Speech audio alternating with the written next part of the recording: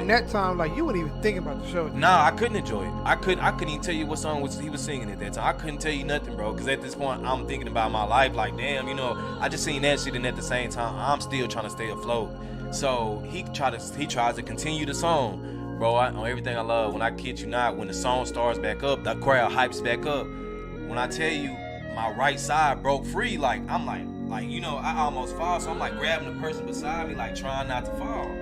Man, when I tell you, I look to my right on Everything I Love, bro, I seen a pile of bodies.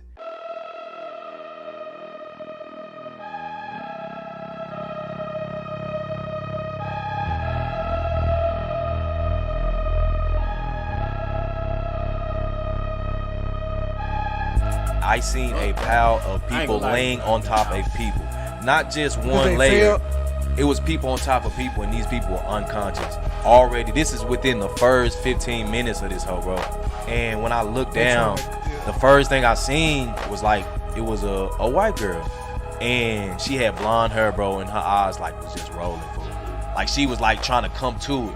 And her eyes was just rolling. Next to her, it's like a Hispanic dude face down. It's like a black dude beside her. Like, I'm talking about people on top of people, bro. It's like a reverse mosh pit of people on top of people.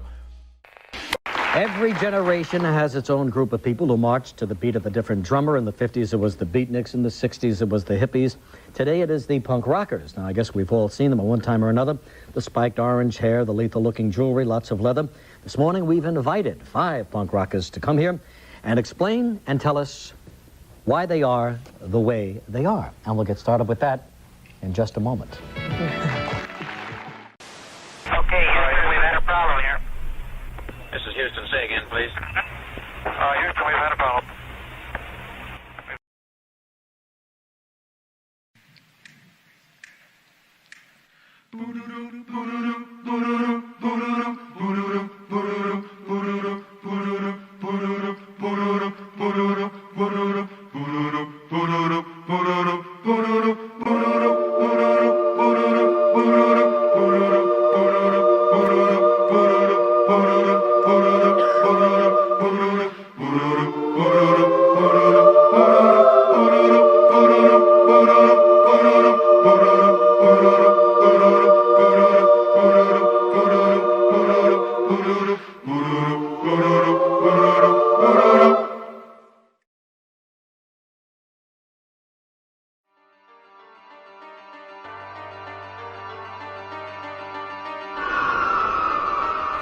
Designers on there too. Kanye West, every good music artist involved. Okay. Every good music artist involved. Every good music artist involved. There you go. It's like amazing, and you know we got like our illest friends, and it's gonna be like one of the illest projects. And one thing I can say about this project is gonna be very youthful, very youthful, straight to the point. Like, you know, like the illest ever, man. Like just the best album. But real quick, speaking of which, what does that mean, youthful? That means like energetic. that means like the kids that are not on the radio all the time, who really have the clubs going ridiculous. They're the ones. And really has the fields going crazy. That's what this album is for. There you go.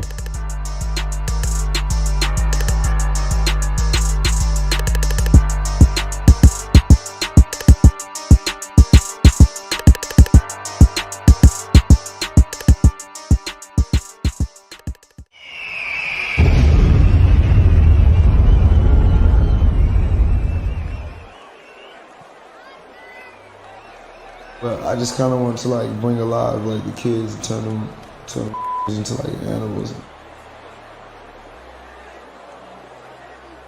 Like, you know, create the real life circus, like the kids, like a playground.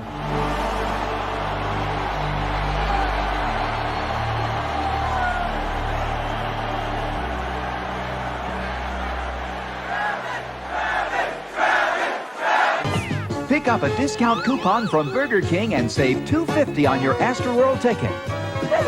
Unbelievable. It's weekend weekends at Astroworld. So much fun, so close to home. Hey, brother.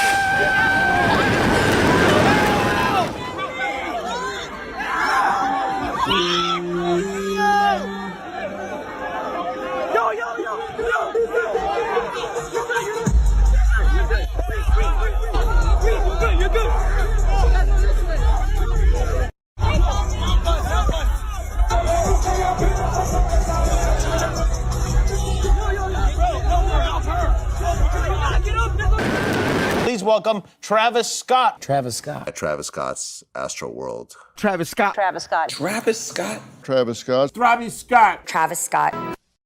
Breaking right now, tragedy at Astroworld Festival. At least 8 people dead and hundreds more hurt during a concert. From the moment the doors to Astroworld opened, there was chaos at NRG Park. At 2 p.m., a stampede of concertgoers exploded through security gates, with dozens being trampled in the process. As the clock ticked down to Travis Scott's arrival, tens of thousands of fans crammed into the venue to see the rap star perform. Where your feet were placed is where your feet stayed the whole night. Concertgoers told NBC News that around 8:30 p.m. the crowd began to compress and push, making moving, even breathing, difficult. 5, 4, 3, 2. As soon as that countdown went to 0, it was just my rib cage was so squished that I couldn't expand my chest, expand my lungs to catch a breath. I kept screaming like help, like I'm good. At 9:42 p.m., Travis Scott pauses the concert midway through a song and asks security to help someone who's gone unconscious. At almost the exact same time, part of the crowd can be heard chanting, "Stop the show," as a member of the security team alerts the staff to multiple people without pulses. More than 30 minutes after a mass casualty event was declared, 8 people in the crowd died that night, their ages ranging from 14 to 27. Since I was 6, I wanted to be a wrestler. The Hardy Boys was fucking amazing. X-Pac was like my idol. So performances, I always wanted to make it feel like it was the WWF or some shit.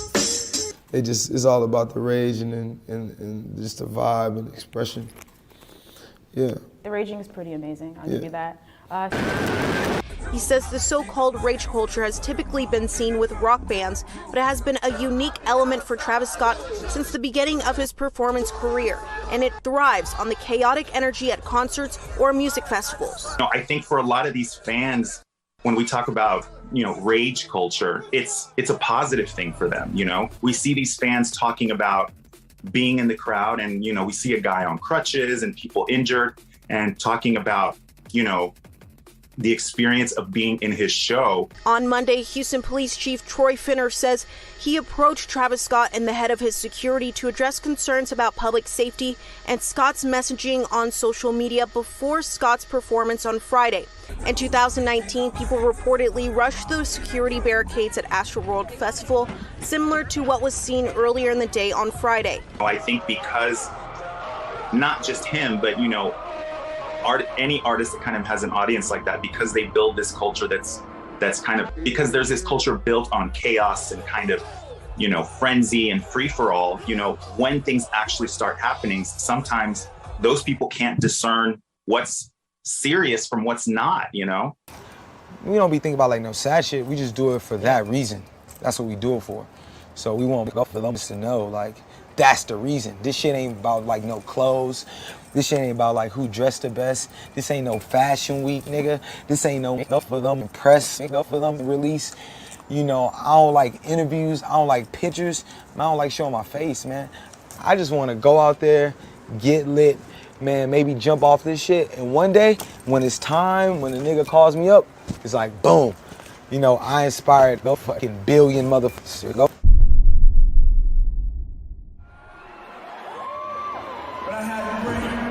Another one of my brothers with me tonight. New generation.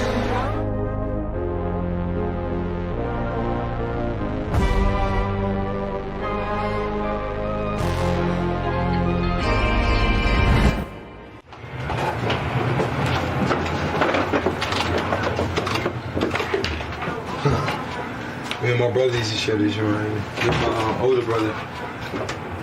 He autistic though. This is how he used to be in here.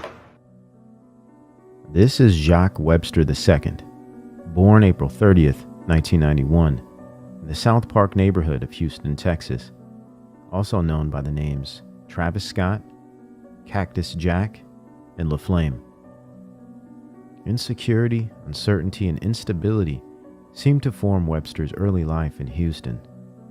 From living with his grandmother until the age of 6 in South Park, one of the most dangerous regions in Houston, then moving to live with his parents in Missouri City thereon, a nearby affluent suburb in 180 change of pace and space. One could assume the experience of discontent and despair a young child endured. Very little is known about those several years of early Jacques' life, but much is responsible for the later development of Jacques the man, and now Travis Scott, the mega rap star. For the greater part of Jacques' life, material comforts and functioning two-parent home would describe his formative upbringing as a blessing. From cushy beginnings, Jacques experienced the world. How would Jacques Webster II become Travis Scott? To many a mystery, to some a curse, and to others a strategically organized feat of corporate interest.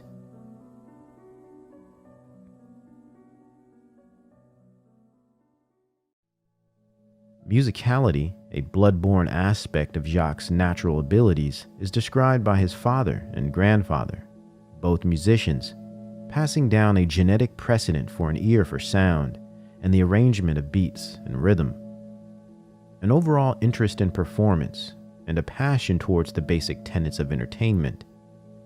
Of course, culture has played a major role in Jacques' formulation of interests and pursuits.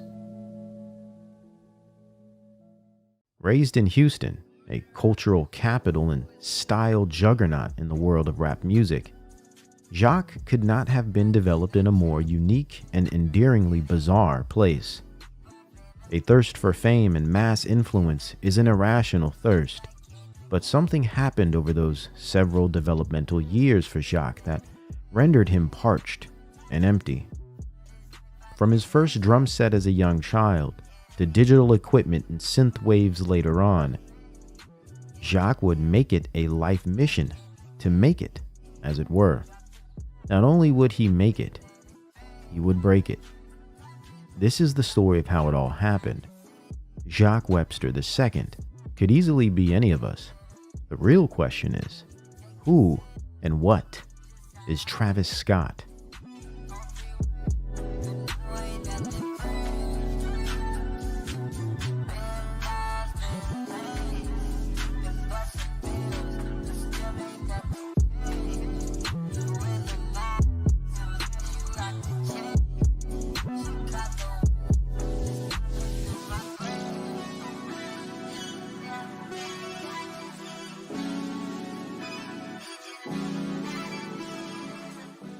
Is a multi-platinum selling music artist and entrepreneur who's collaborated with everyone from Drake and The Weeknd to Michael Jordan and Mayor McCheese. His supersized single is called Franchise. It features Young Thug and MIA. We'll hear that from him later. Please welcome Travis Scott. Travis Scott is a new generation rap icon, most known for his record sales smashing album Astroworld, released in 2018. Creating an uproar of excitement in the music industry, even surpassing the sales of industry veteran and rap icon Drake that same year. But his mass appeal and scene success does not begin there. We must go back to the release of his debut album, Rodeo, of 2015. Under the T.I. label Grand Hustle, featuring massive industry names like Quavo, 2 Chainz, Future, The Weeknd, Chief Keef, Kanye West, Justin Bieber, and Young Thug. By 2015, Scott had accomplished the position very few artists in hip-hop history had experienced. A debut album decorated with the industry's biggest names, backed by one of the industry's largest distributors, Sony Entertainment.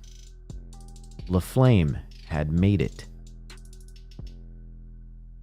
Specifically with the critical acclaim of his hit single, Antidote, Scott became a rap household name, and some would say overnight. Shockingly, and many today would argue suspiciously, Travis Scott was virtually unknown in the industry a couple years prior. How does an artist go from nobody to A-list in a matter of months? Let's do some background work and take a historical perspective into the formula that would produce a La Flame. How does someone accomplish this? One way could be, though rare, some form of peculiar or extraordinary talent. Another is the tried and true presence of industry ties or connections. The "it's all about who you know" idiom. With regard to Jacques, the latter demonstrates the lion's share of his accomplishments. This isn't to say Jacques is not a talented creative, but Travis Scott is not Jacques Webster II. But we will come back to that later. Indeed, he is extremely talented with an ear for production that is rarely matched, though his lyrical skill as an MC has always been subpar at best, and this excessive, almost dependence on voice modulation through the auto form known as auto-tune has become somewhat of a crutch. To add, his lack of any aesthetically original contribution to the culture and industry gives more credence to the idea that mere timing and connections have given him the golden spoon and platinum throne on which he rests his designer jeans. Though many would also argue Scott is not a traditional MC and is in fact and essentially a producer, a maker of emotional elements and sound environment found in musical landscapes and sonic mood. A sonic warlock, if you will, an auteur, beyond the basic trappings of penned and papered MCs. One that actually understands the fabric of music, mood, and vibration, not limited to what can be said with mere language, but what can be felt within the immersive frequencies of tone and pitch. Possibly this could partly describe some of the mass appeal his music has garnered, especially considering the ethereal, infectious, and mood-heavy nature of tracks like Butterfly Effect, Goosebumps, and Antidote, for example. But again, and with that being said, how does an artist go from nobody to A-list in a matter of a string of months? Let's do some background work and take a historical perspective into the formula that would produce La Flame. Interestingly, Jacques would begin his journey into entertainment as a theater kid in high school. He would also pick up the art of rap and beat production. Between 2008 and 2009, Jacques began to dabble in the arena of beat production and rap identity creation with his first two amateur projects, The Graduates and then The Classmates, who many say gave Jacques the connections directly into the industry, namely through the collaboration of A$AP Ferg of A$AP Mob. In 2009, Jacques and OG Chess put out their project called The Classmates, releasing their first works on the monumental website of the time, myspace.com. Then a blur exists for about a year or so. Then by 2011, Jacques Webster II is Travis Scott, working on his first official project, Owl Pharaoh, with the assistance of Lex Luger, Kanye West, Mike Dean, and Young Chop, all under the supervision and bankroll of T.I. and Grand Hustle Incorporated. The album would not be dropped until May 2013, yet 2 months prior to its release, with little more to be known by than a video and single called Lovesick, a complete ripoff of Kanye West's style and sound, he was already nominated as an XXL 2013 freshman. No initially developed fan base, online or in his locale, no long-term mixtape grind, no endured stripes. His freaky acceleration to prominence in a saturated and finicky industry is mind-boggling. Some would even believe it was all by design and backed by major corporate interest and industry culture creation networks.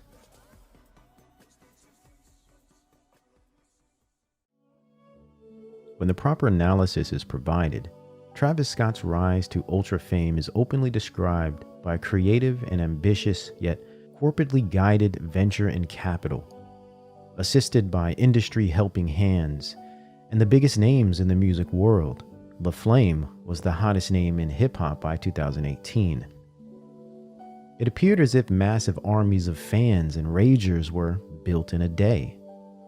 There is something fascinating about the 2010s that could explain the current level of celebrity worship and identity branding, cookie-cutter culture, copycats and clones, TikTok trends setting reality, social relating boiled down to emojis and memes, where doing it for the gram is a treasured rite of passage. Not to say our internet culture is all bad, it is just different with different consequences. We must remember even spiritual awakenings are happening over the World Wide Web connections. It truly is the new way of things amidst the Internet of Things. Yet the 2010s provided a new corner of creativity that spawned an entire new era and new generation. And if we are to understand the development of the brand Travis Scott, we must understand the techno-cultural wave that carried him to corporate creative celeb shores. IOMT. We can call it the Internet of Musical Things. If the Internet of Things is described by the data-driven and digitally connected world of things, or physical objects integrated into the Internet, then IOMT represents the moment music production, instruments, and communication became an integral part, especially with regard to culture. Music, its messaging, and its aesthetics help shape culture, and the IOMT, or Internet of Musical Things, accelerated this process. It diversified and even warped its product, and turned culture creation into an automated social system of immersive culture worlds, scenes, movements, and vibes that could be best explained by the words rapid and fluid. With rapid fire, new artists, con artists, fans, and fanatics were pumped out of the internet faster and wider than most people could even keep up with. The birth of the moment began in late 2009 at the height of two significant websites, SoundCloud and MySpace, and reached its maturity in 2010. The Internet of Musical Things describes the convergence of new technologies, people, and the internet during the 2010s that produced not only new types of music, but completely new and foreign representations of culture, communication, expression, and identity. This era literally created new types of people, unlike any generation prior. A meta-world culture of internet kids, setting the stage for what is to come later, the virtual world culture within the metaverse. By 2010, we witnessed new technology, new people, and a new social environment. The new technology provided new forms of musical production and productivity. New people provided new artists and audiences, whilst the internet provided the digital ecosystem that we all would inhabit. Technology. Technologically, the music scene broadened due to the new access everyday people had to production tools. This new access came in the form of higher internet speeds and broadened Wi-Fi networks, better computer processing in laptops, and of course affordable and sometimes free new and improved DAWs, or simply computer editing software. There also was a growth in an analog to digital integration, MIDI instruments, and multifaceted communication. Lastly, and possibly most important, this was the period the iPhone became not only more common, but experienced an upgrade in functionality with its 3GS model, setting the tone and precedent for precisely what we are experiencing today via our modern application-based experience.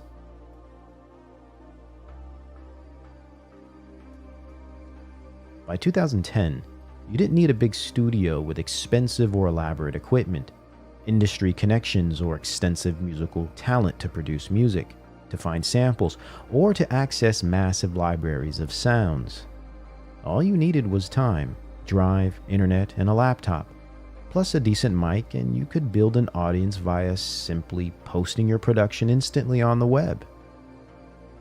If the blogs began to promote your art, you could create a buzz and even become a sensation very quickly. Though the other side was you could be also very quickly buried in the black hole of internet sensation wannabes, since the access to content and production sources was extremely vast. Standing out was difficult, if not nearly impossible, unless one had helping hands and connections as assistants. This brings us to the next facet of the Internet of Musical Things, the birth of massive social media communities and the blogosphere. The disruptive digital environments that uprooted the traditional recording industry and transformed what it means and requires to be an artist.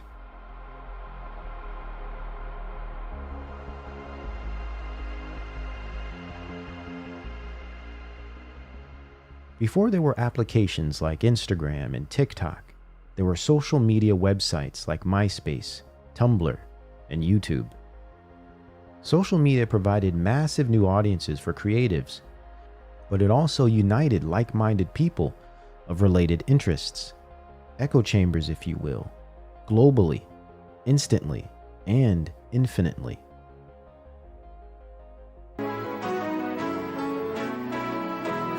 Greatest martial arts.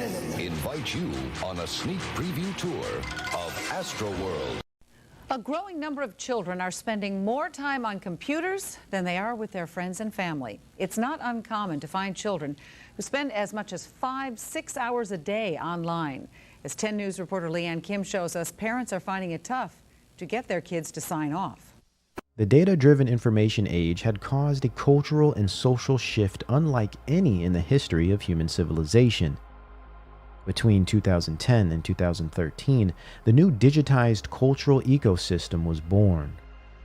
This outburst of converging technology, people, and information had an immense impact on the music industry, music production, and music as networks of subgenre scenes and waves. Micro-communities of aesthetics and vibes began to pop up everywhere. A gloriously new and strange and very postmodern mixture of retro imagery and futuristic appeal transformed the internet, and in the process transformed music. Mashup, meta-genre soundscapes and subcultures began to form identity groups in pockets of the internet. During this period, we began to witness the integration of genre, mainly a mashing of goth, punk, metal, hip-hop, techno, and R&B. A new revival of analog sounds and equipment. Distortion and lo-fi atmospheres mixed with synths and 808 bass, as nostalgia graced the screens of millions across the earth. From this mashup would come new genres like chillwave, vaporwave, witch house, and hypnagogic pop varieties. Big names of the era and leaders of this new age movement in music were Ariel Pink's Haunted Graffiti, Crystal Castles, Chuck Person, James Ferraro, Little B, and later figures like Space Ghost Perp and Young Lean. This new wave of technologically induced sound could not have survived without social media application and support. The power button was pushed with the success of the website SoundCloud.com.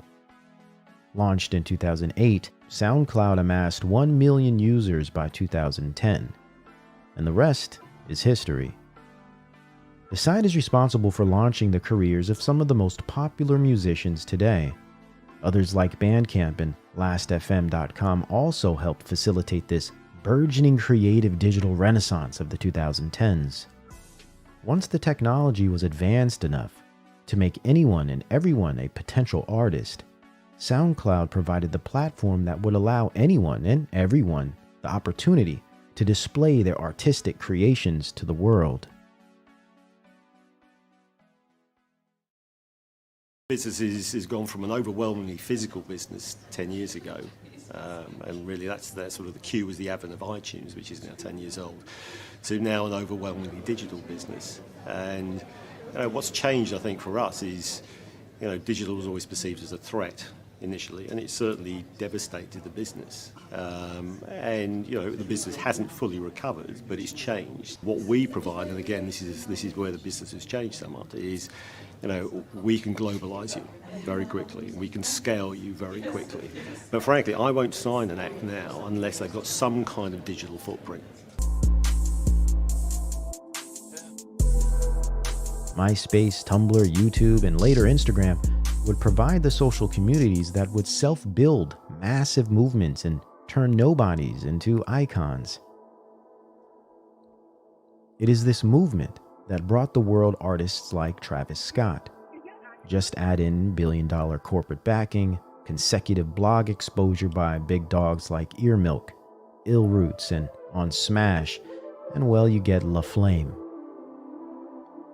By 2013, Travis Scott had relished the rich and dense informational mishmash of culture, sound, and aesthetics, absorbing the density and projecting it out to the world from the offices of stiff corporate buildings. Not only new artists were created during this era, but new faithful and finicky audiences as well. A new era of internet kids with a deeply symbolic culture of image-based, vibe-heavy, self-referencing meta-worlds. It's all about the rage and just the vibe and expression. Precisely the information age blip culture Toffler described in his 1980s book, The Third Wave, where culture is experienced in blips and pulses of rich text, symbolism, and media content bereft of meaningful depth or history. All becomes a feeling. Everything happens at once. Eternal presence, a vibe amongst vibes, seeking the vibrational for feeling's sake. iPods and MP3s compounded the effect of culture, making the experience of vibes constant, personal, and customizable. Information was endless and was with you, on you, in your ears and heart at all times, such that it merged with identity and reshaped not just the way we listen to music and make music, but malformed the way in which we connect to it, blurring the line between the me, the I, and the music.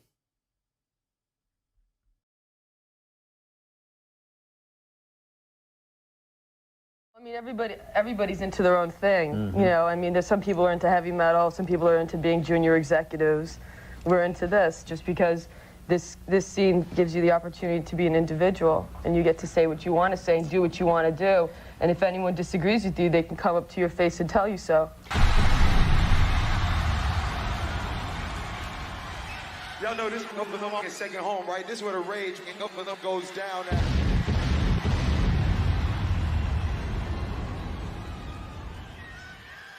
Oh my God, you already know what time it is. Y'all might as well open that shit up right now. Turn the lights on, I need to see the crowd. Chase. Turn the lights on, I want to see the crowd. Oh my God, it's glorious. Wider. Oh my God. Wider. Oh my God. Woo, woo, ah!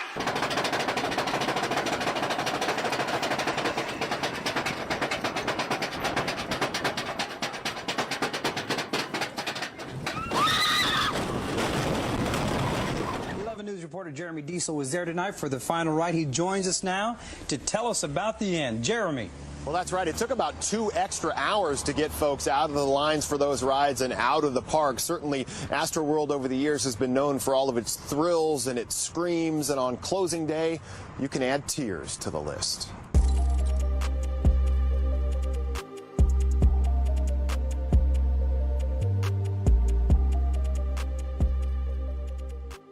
Turn out the lights, the party's over. 37 years of Houston history have come to a close. Six Flags Astroworld shut down for good this evening. And have some good old-fashioned family fun along the way. If it doesn't scare the life out of you or jar you to death the way the Grease Lightning or Texas Cyclone does, well, that's because it was designed that way. Start at its beginning. The Texas State Historical Association says former Mayor Judge Roy Hoffines opened the gates to Astroworld June 1st, 1968, back when admission prices were only $3.50 for children and $1 more for adults. 7 years later, it was sold to Six Flags. New rides and attractions were added to the park in the coming years, including Batman the Escape and the Texas Tornado. But those were some of the last rides ever added to the theme park because 7 years later, it was shut down unexpectedly.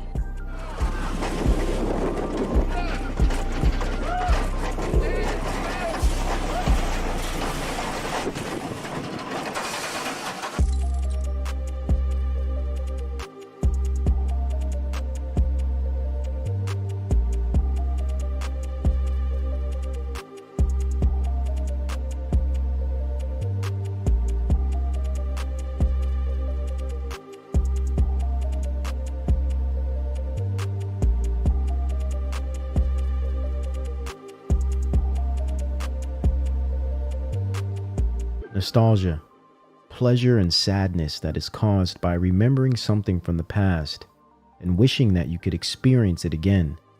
A wistful or excessively sentimental yearning for return to some past period or irrecoverable condition. I guess it could be said that we all experience the phenomena of nostalgia to some degree, and some more than others. A deep yearning for return to some past period can surely be stifling and inhibiting if given too much influence over one's life. Some would say, if not self-worship or pocket-busting profits, nostalgia has been the driver for Travis Scott and his entire Astroworld vision. A concept that envisaged all of the right vibes, fear, flurries of emotion, and eternal wonder that the old days of Astroworld amusement park used to conjure. Mixed with 808 trap beats and spacey synths, the spirit of rebellion, post-pubescent angst pouring like overpriced bottles of water, unfulfilled childhoods, lights, fire, and rage expelled from disillusioned and hyperactive kidults. His ambitious vision would be brought to life.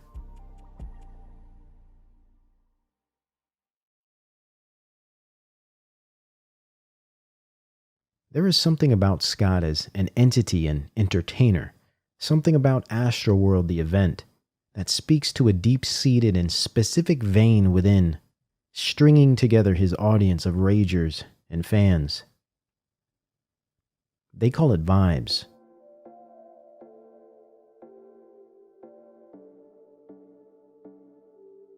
Something specific about the carnality of festival, the primal approach to fun, or getting lit. Are we truly dealing with the perennial problem of escapism? Is life the true problem and Astroworld or festivities like it the actual escape plan? This all must be more than kids being kids or capitalists being capitalists. Something about this all seems to transcend what it is that we call entertainment. Something deeper. Something darker lies beneath. Covered by droned-out bass, flashing lights, covered by an intoxicated, drug-induced paraconsciousness. Piling on the havoc whilst piling up the bodies. In other words, there is a thin line between catharsis and chaos. A thin line the crooning, carny Travis Scott walks like a tightrope. Constructing an experience to die for, living and raging on the edge, challenging physics with his musical trapeze. It's the running of the bulls in technicolored jackets and exclusive Nikes. The Pied Piper, man as brand, facilitating mass musical social engineering. Here you have Astroworld. A nihilistic, hip-hoppy big pharma commercial and Happy Meal advert in one. As the crowd reels and roars, scrambling for their phones in mid-romp, fried texting their envious friends safe at home, stuck in reality. The question is, will you make it out of the rodeo? As they say, see you on the other side. P.S. Wish you were here. Travis Scott, this man is just awesome. I love this, what he did for the city. He does so much for the city, he probably doesn't even know. There's a different type of vibe here that you only see at Astrofest, and it's gonna spread across the country. Like a crazy vibe, crazy environment. You have to be like mentally prepared. Like if you're not, you're gonna die.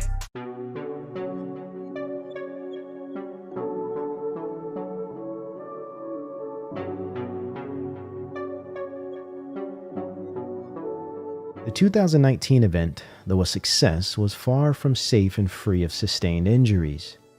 Here we take the saying "no pain, no gain" to the deep end of the pool. It's almost as if the malignant optimism of the artist blinds him from seeing trouble when it stares him in the face. The now big-name brand Travis Scott, like Silicon Valley, was just too big to fail, it seems. Though by 2021, his third installment of the digital world fair turned Dionysian cult adventure, Astroworld, came to a neck-breaking halt, ending in tragedy and the dispatch of several attendees. From then on, and void of any bigger picture analysis, all you hear is, whose fault is it? The endless blame game only describes our population's lack of rational thinking, depth, and thorough understanding of reality. It's all Scott's fault. Oh, it's capitalism. No, it's the organizers. No, it's pure physics and the science behind bodies of people imitating bodies of water.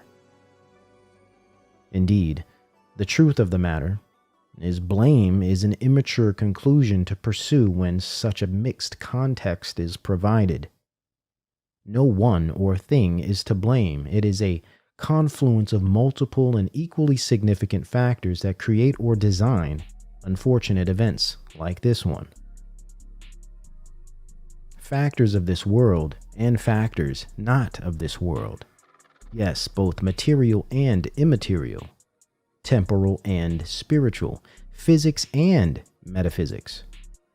To argue either or contradicts reality and human history, not to mention thousands of years of philosophy, theology, and religious schools. The spiritual realm hasn't simply disappeared because now we have so-called science and the internet, or because nobody believes that stuff anymore. Just as much as our reality is dictated by natural phenomena and human action, it is dictated by supernatural presence and metaphysics existing in the spiritual realm.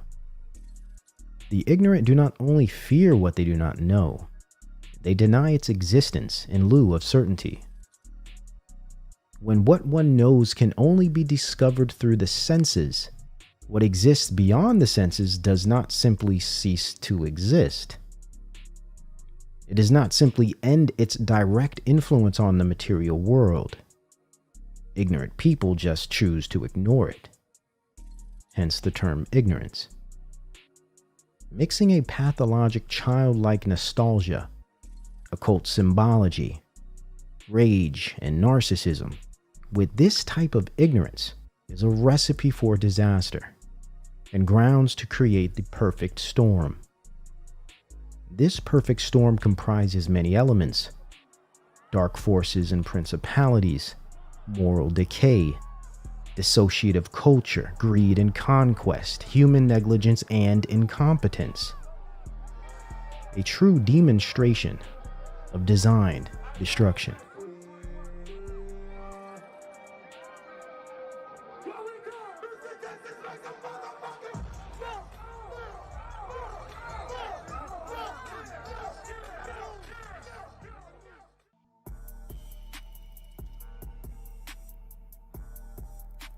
And people are tightly packed at the turnstile entrance to the Lettings Lane terrace.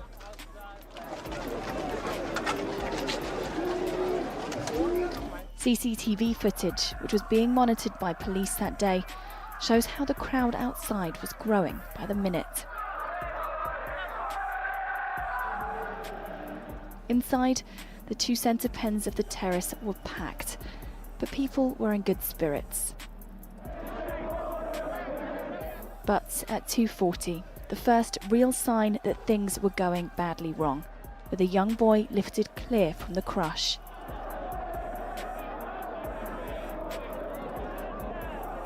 Superintendent Roger Marshall, who was a police officer in charge outside the ground, is clearly worried. He later said he feared fatalities could occur.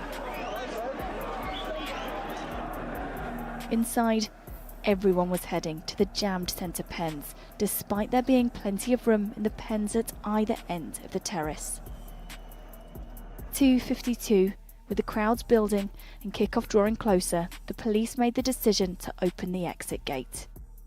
Over the course of 5 minutes, 2,000 fans streamed through, with most of them heading straight to the centre pens. Just a couple of minutes into the game, it became clear something was wrong behind the Liverpool goal. But soon people were collapsing on both sides of the fence.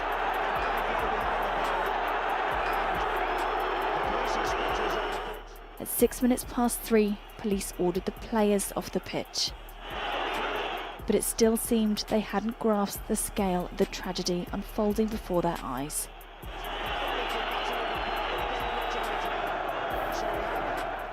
It wasn't until 12 minutes past 3 that the first medic, a St John's ambulance volunteer, climbed over the fence onto the terrace. By then, people had already died or were dying. At the back and front of the pen, supporters were trampled in the desperation. Others tried to get out however they could.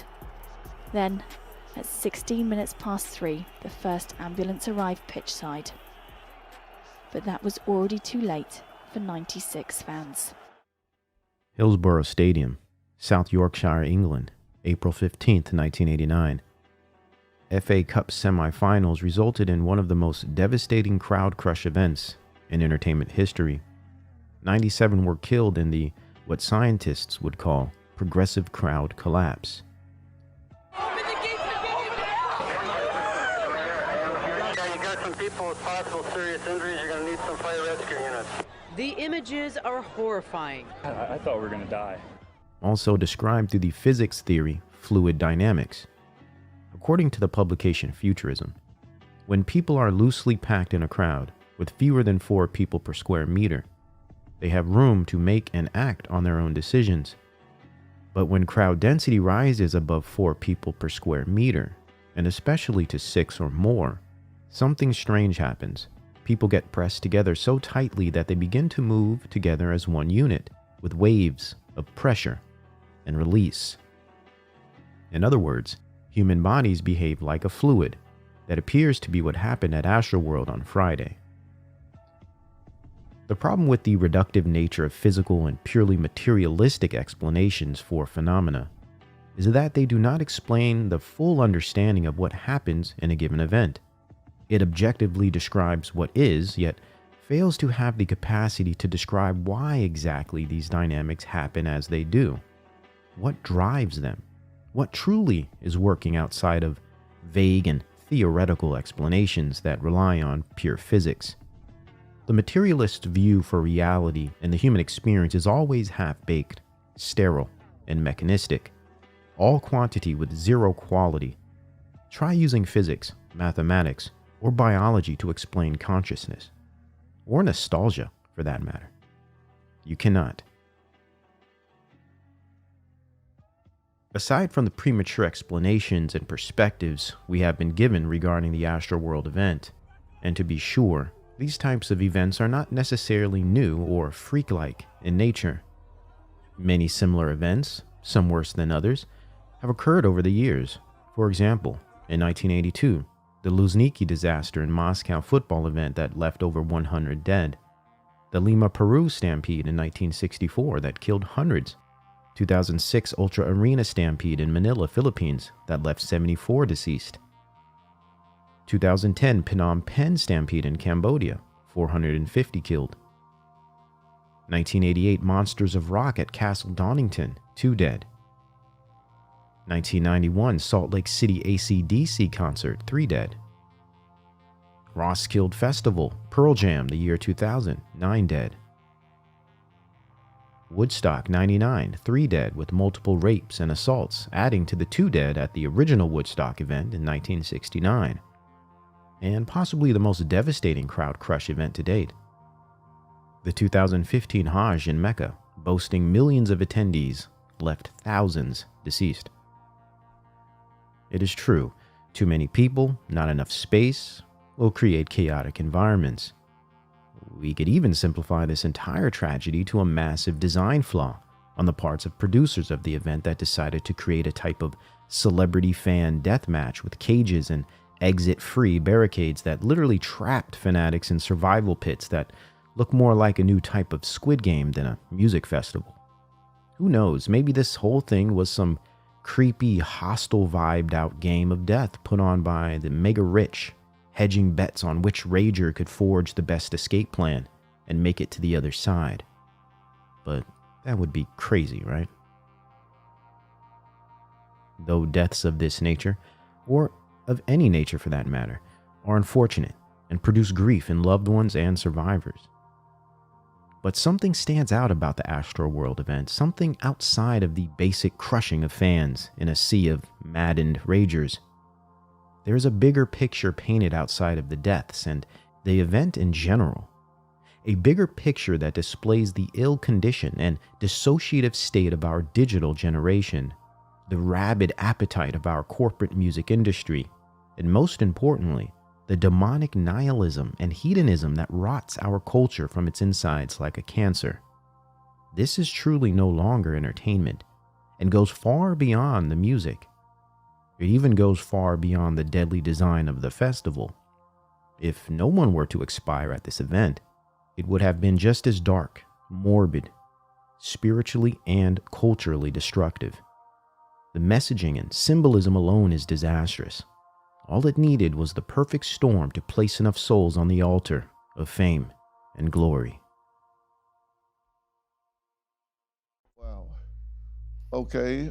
You say there was an apocalyptic vibe to this festival and it kind of had a dark feel to it. What do you mean by that? Part of it is the music that was playing just all throughout the day. The festival theme, it had like this dystopian theme, kind of like driving fear into the crowd before like the artists even came out. But you hadn't seen that at the other 15 shows you'd been to? No, sir. I'm all about blood. You know, we gotta turn up. The blood? All about rage. Blood. Just like that. Who's bleeding on stage? I mean, I'm not bleeding, but the fans are like giving their bodies. You know what I'm saying? The 808 exists in the lowest chakra of your body. The majority of content that's related to the 808 is killer or sexual content. The original 808s was even off pitch. So that meant it's an actual sound in the track that you don't realize is there that is flicking up your entire frequency. I don't know. It's a bit confusing right now to be a Travis Scott fan. It's gonna change concerts forever. It'll never be, it's like the 9/11 of concerts.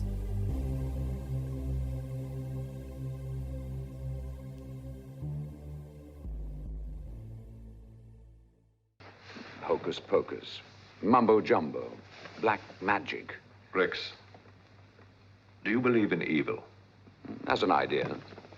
Do you believe in the power of darkness? As a superstition. Now there you are wrong. The power of darkness is more than just a superstition. It is a living force which can be tapped at any given moment of the night.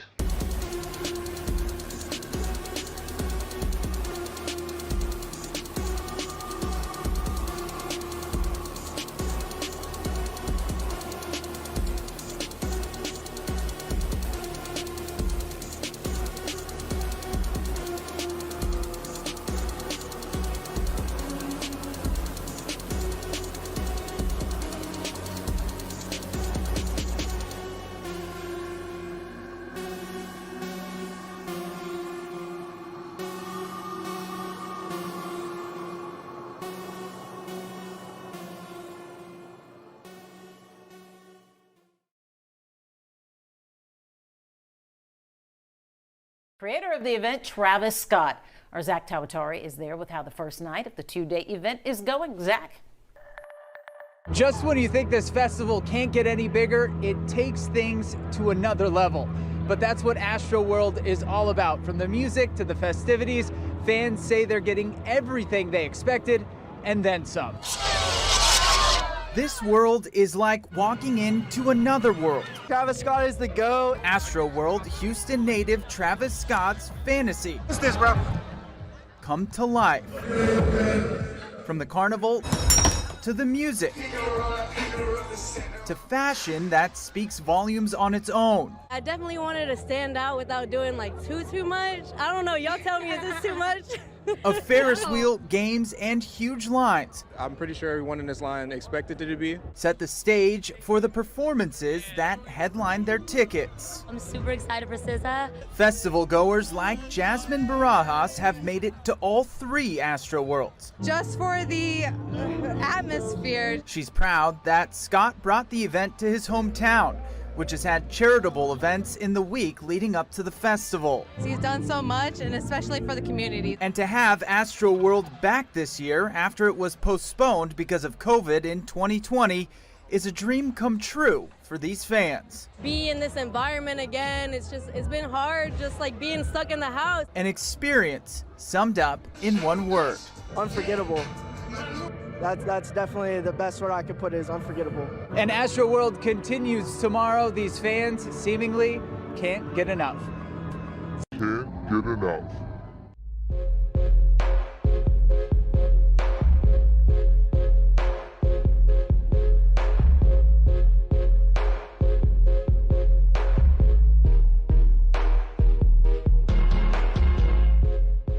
Before we get into the bigger picture, spiritual things, or darker aspects of this event, let us consider and analyze the crowd. Firstly, if we are going to be honest and rational, it is important to point out that the crowd or audience of this event and events like it are always a mixture of people. We could describe this as a concert goer type, though many are. All attendees of Astroworld are not raging post-pubescent children with identity issues. I have provided 5 concert-goer type categories that can roughly describe this mixture of people we are referring to here. First, and of course, we have the ragers, then the casuals, next is the newbies, followed by the tagalongs, and lastly, the weekend warriors. Let's briefly describe these demographics so we can get a more fair and rational description of a 50,000 plus people festival. We will be delving a bit deeper into the realm of ragerism shortly, so for now, let's address the rest. Casuals.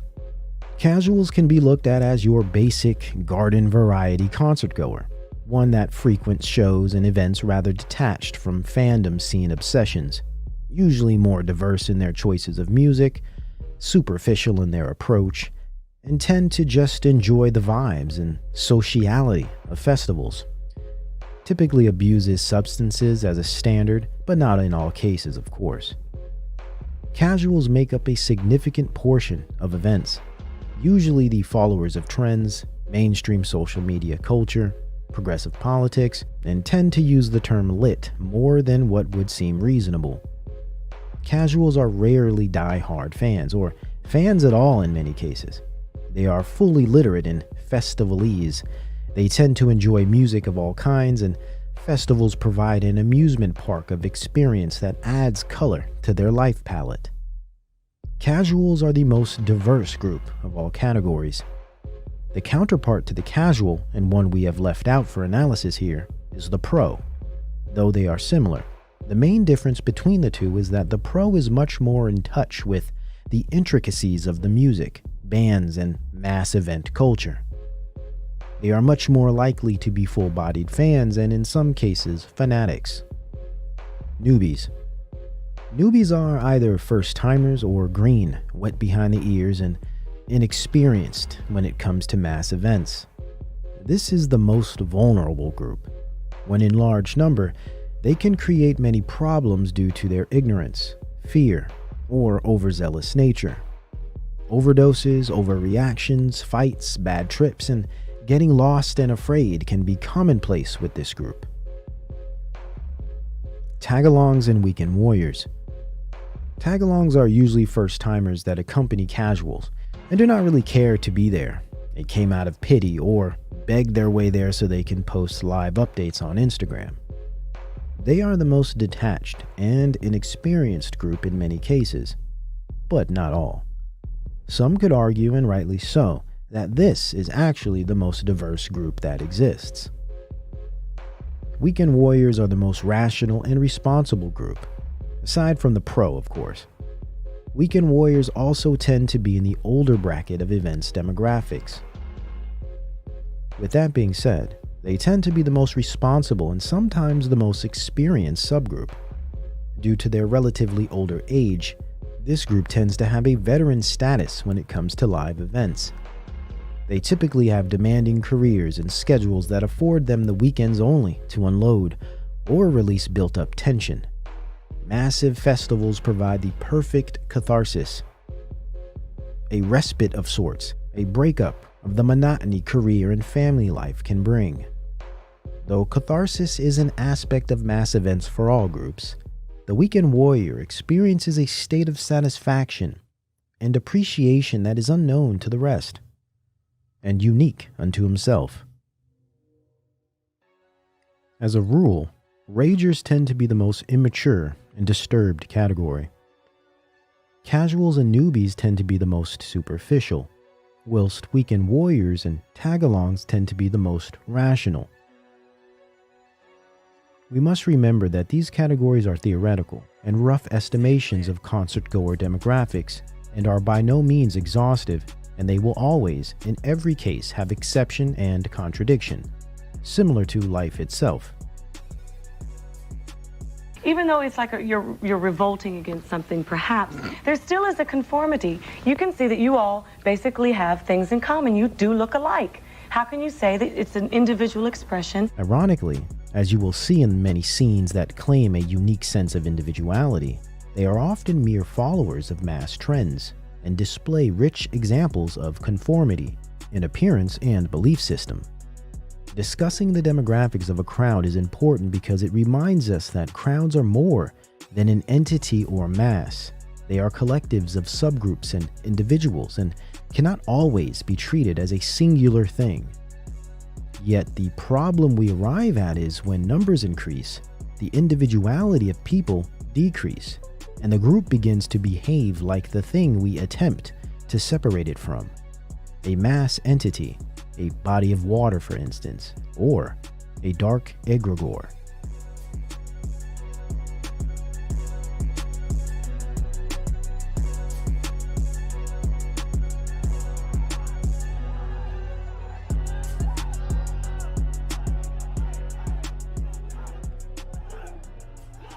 Drugs, man. I was on the lean, like. This song is possessed. There is something. Possessed. Really, this is possessed. In France, we say genounei. It's dope.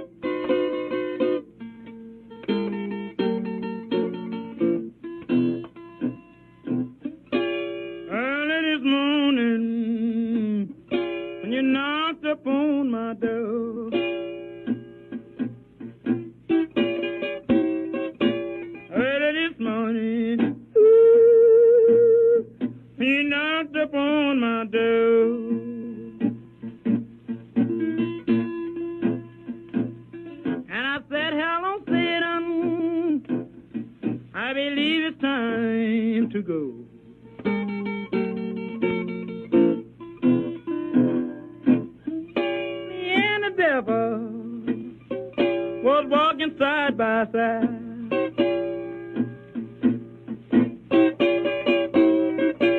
Me and the devil was walking side by side.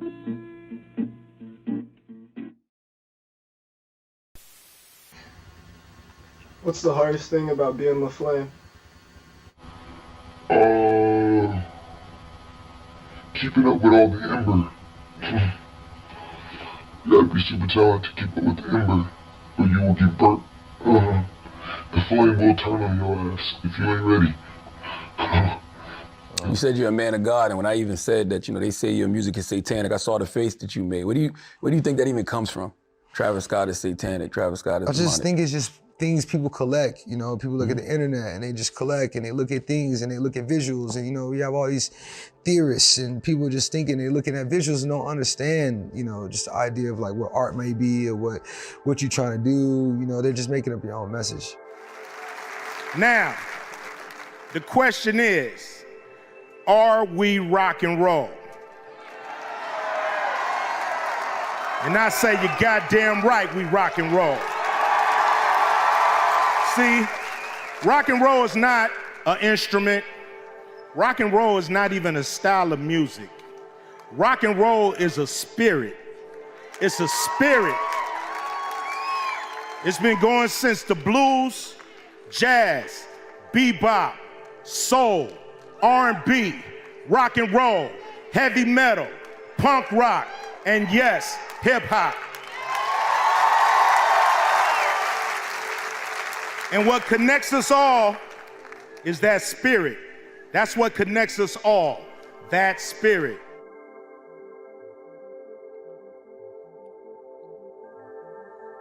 Music, technology, and sonic production can all be used as forms of magic.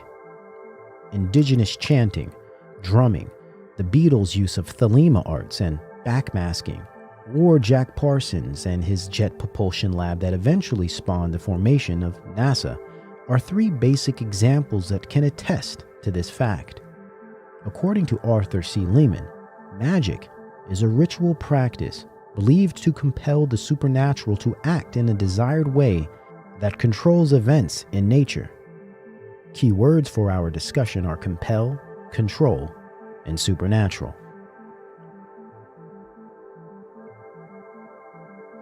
If the physical sciences were founded in material and supernatural alchemy, music production and performance is founded in sonic alchemy.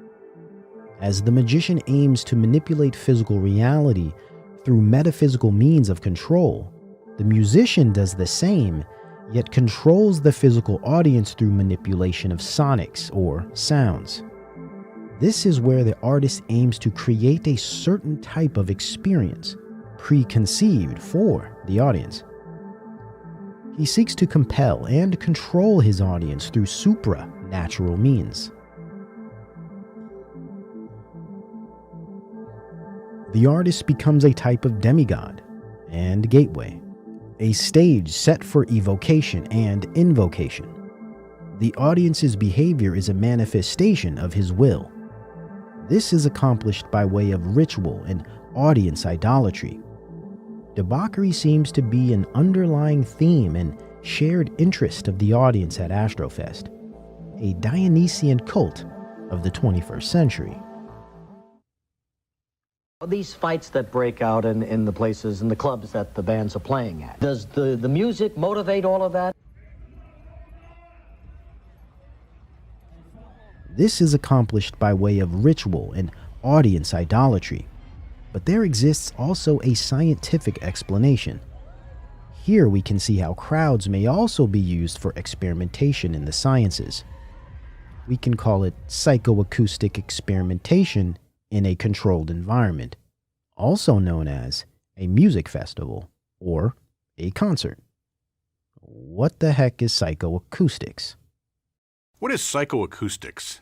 Psychoacoustics is a term that's jumped up in prominence lately with the increased interest in immersive audio, Dolby Atmos, Apple spatial audio, lossy audio compression schemes, and the rise of audio streaming formats. As a definition, psychoacoustics is a branch of psychology that deals with the perception of sound and sound's physiological and psychological effects on humans. The reason all of this is so broad and complex is that there are two mechanisms for sound: the actual mechanical aspect of sound wave creation and propagation, and then there's also the human mechanism for sensing and perceiving that sound, which involves the physical aspects of our ears as well as the perceptive aspects of our brain. There's now image-guided surgery and other types of acoustic applications for medicine, drone flying, and more that use aspects of psychoacoustics. There are even acoustic weapons being developed that can impair, injure, and even kill. I mean, that's crazy stuff. Even kill. Sound waves is exactly what's carrying all of the noises which I'm making. They are measurable, they are not visible, and in fact, they are not always audible. Even if they are called sound waves, there are some at either end of the spectrum which we can't hear, but we can still use. I wish I had time to go in deeper on that because there are some rather fascinating things, especially happening at the bottom end, where even in the paranormal, very deep vibrations of infrasound can actually experience our perception of the world around us. In ultrasound, it can actually be used in places where we want to get people to get out. If we want to have young people outside a pub and we want to disperse them, we can play certain frequencies and they'll disappear, where the older ones won't because they won't even hear it. So there's all sorts of horrible things you can do with sound with very lovely outcomes. Just a word on music. Music is the most powerful sound there is, often inappropriately deployed. It's powerful for two reasons. You recognize it fast and you associate it very powerfully. Music is very powerful, and unfortunately it's veneering commercial spaces, often inappropriately. I hope that's going to change over the next few years. Now, why is this a good time to ask this question? People have been speculating about music in the mind for millennia. Plato remarked that rhythm and harmony find their way into the inward places of the soul back in 300 or 400 BC. Now, certainly when we think about the music in the brain, one of the first things that comes to mind intuitively is the role of emotion. The idea that music has strong links to emotion is very old indeed, and it's borne out by a lot of research. And music's power over the emotions really is remarkable. It's a powerful internal reward system that drives other brain systems. It's kind of an amazingly remarkable fact that tones, without meaning, without semantic associations, can have such powerful effects on our emotions. Oliver Sacks writes about this in the beginning of his wonderful book, Musicophilia. He said if a Martian came down to Earth and observed us listening to music, he'd be rather puzzled. There's no semantic messages being conveyed, there's no utilitarian function here, and yet people are being incredibly moved. And this has access to our brains starting at a very young age.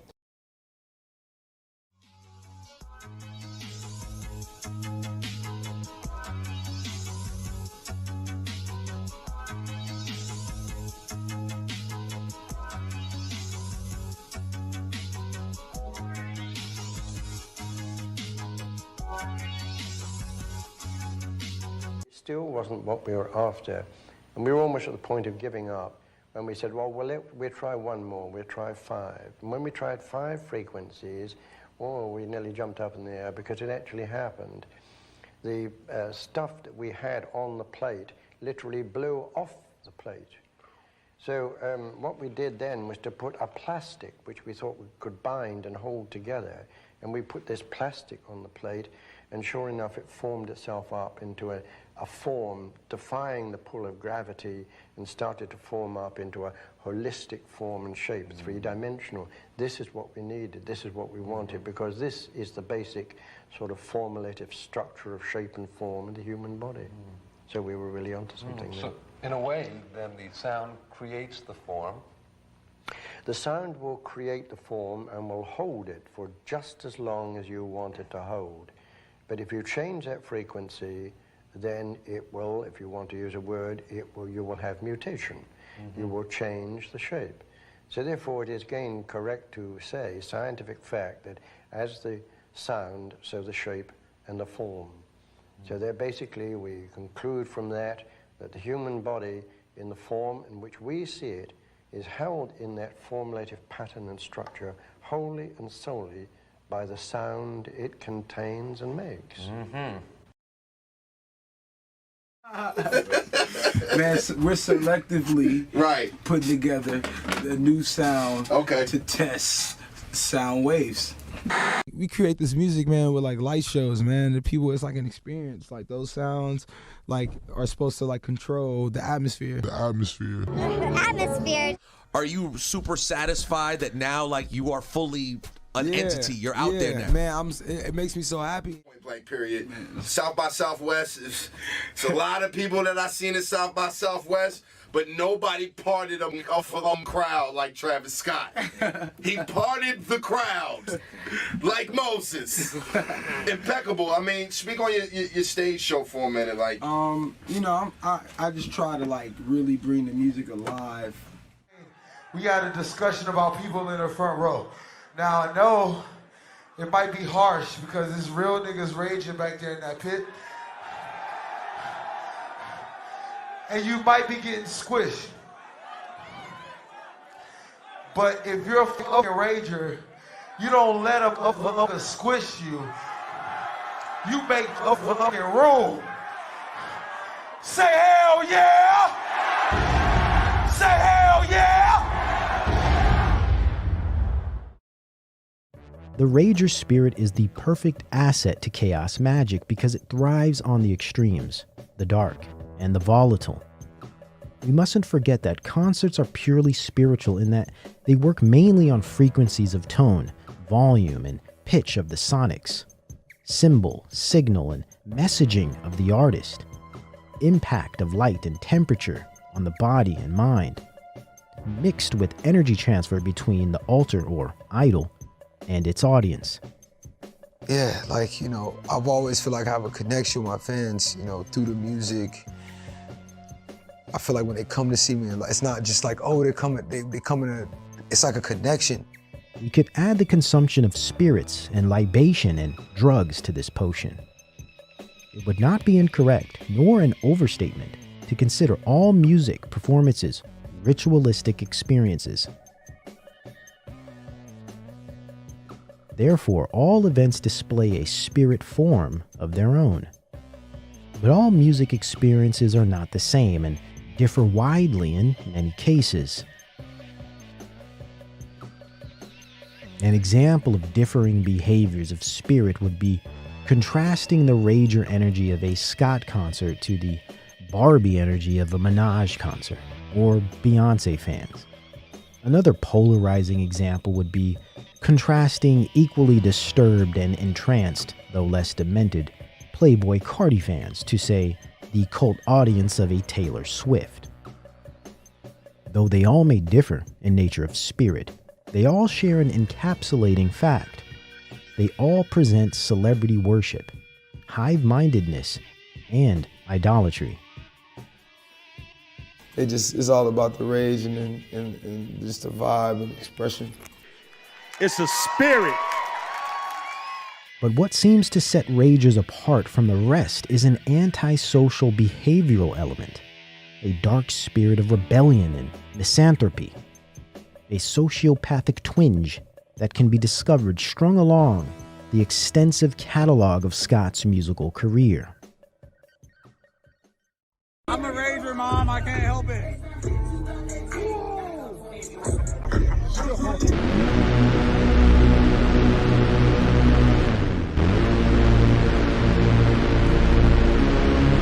It's pushing, you can't really do anything because it's like hundreds of people pushing their weight against you. It's just like nothing you can do. If any of you contribute or encourage rushing the gates, you're a part of the problem. It's not cool. It's not okay. That's gotta stop now. Like, dude, it's just disgusting that there's people that are willingly, like, knowingly putting other people in harm's way and seeing other people getting hurt, not caring at all, just because they want to buy some clothes. Like, y'all. That girl was passed out, we had to carry out. She was like gone, like she wasn't conscious at all.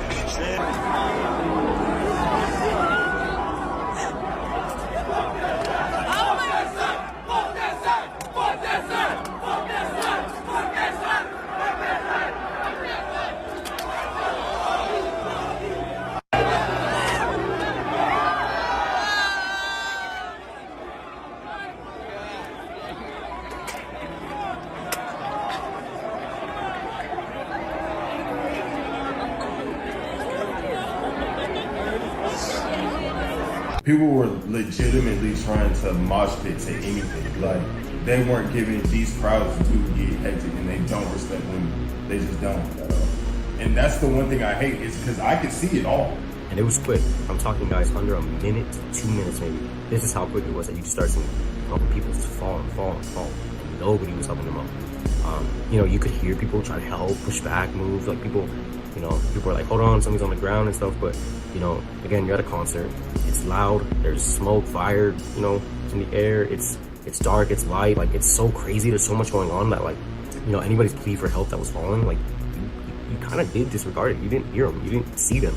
I was in the crowd, oh, that shit got crazy at my bitch ass out that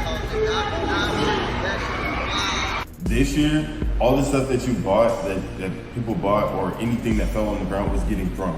They were getting thrown, hitting people in the head, hitting people wherever. They were getting hit with cans. Apparently you could buy a basketball. They were throwing basketballs. They were throwing shoes. I seen at one point people were throwing Apple Watches, phones. People were throwing anything they could. And then that's when everybody gets so excited. And this is where shit starts to get crazy because everybody just like became so compact, bro. It was actually crazy. Everybody became so compact.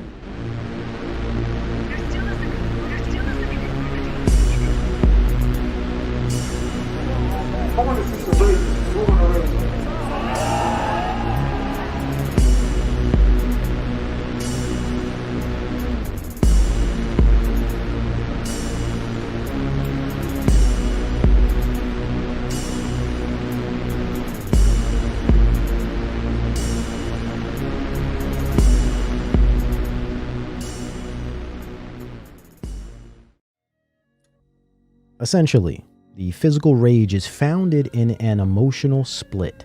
Splitting of this type is present in the most emotionally unstable. What's interesting is how music has the ability to conjure this emotional split and cause involuntary reactions. This reaction is described by violent and aggressive movements of the body and mood. It is void of all reason and is purely bioenergetic and emotionally charged. It's primal, pleasurable, and base level in its nature. I call this flesh consciousness. Similar to what you would witness in heated sporting events or mystical ragery found in Osho's Rajneesh cult, for example. Whilst many casuals and weekend warriors occupy the more rational regions of the festival, non-ragers aim to leave home with actual thoughts and recallable memories, opposed to pure emotive accounts of bruises, blurs, cuts, and head rushes.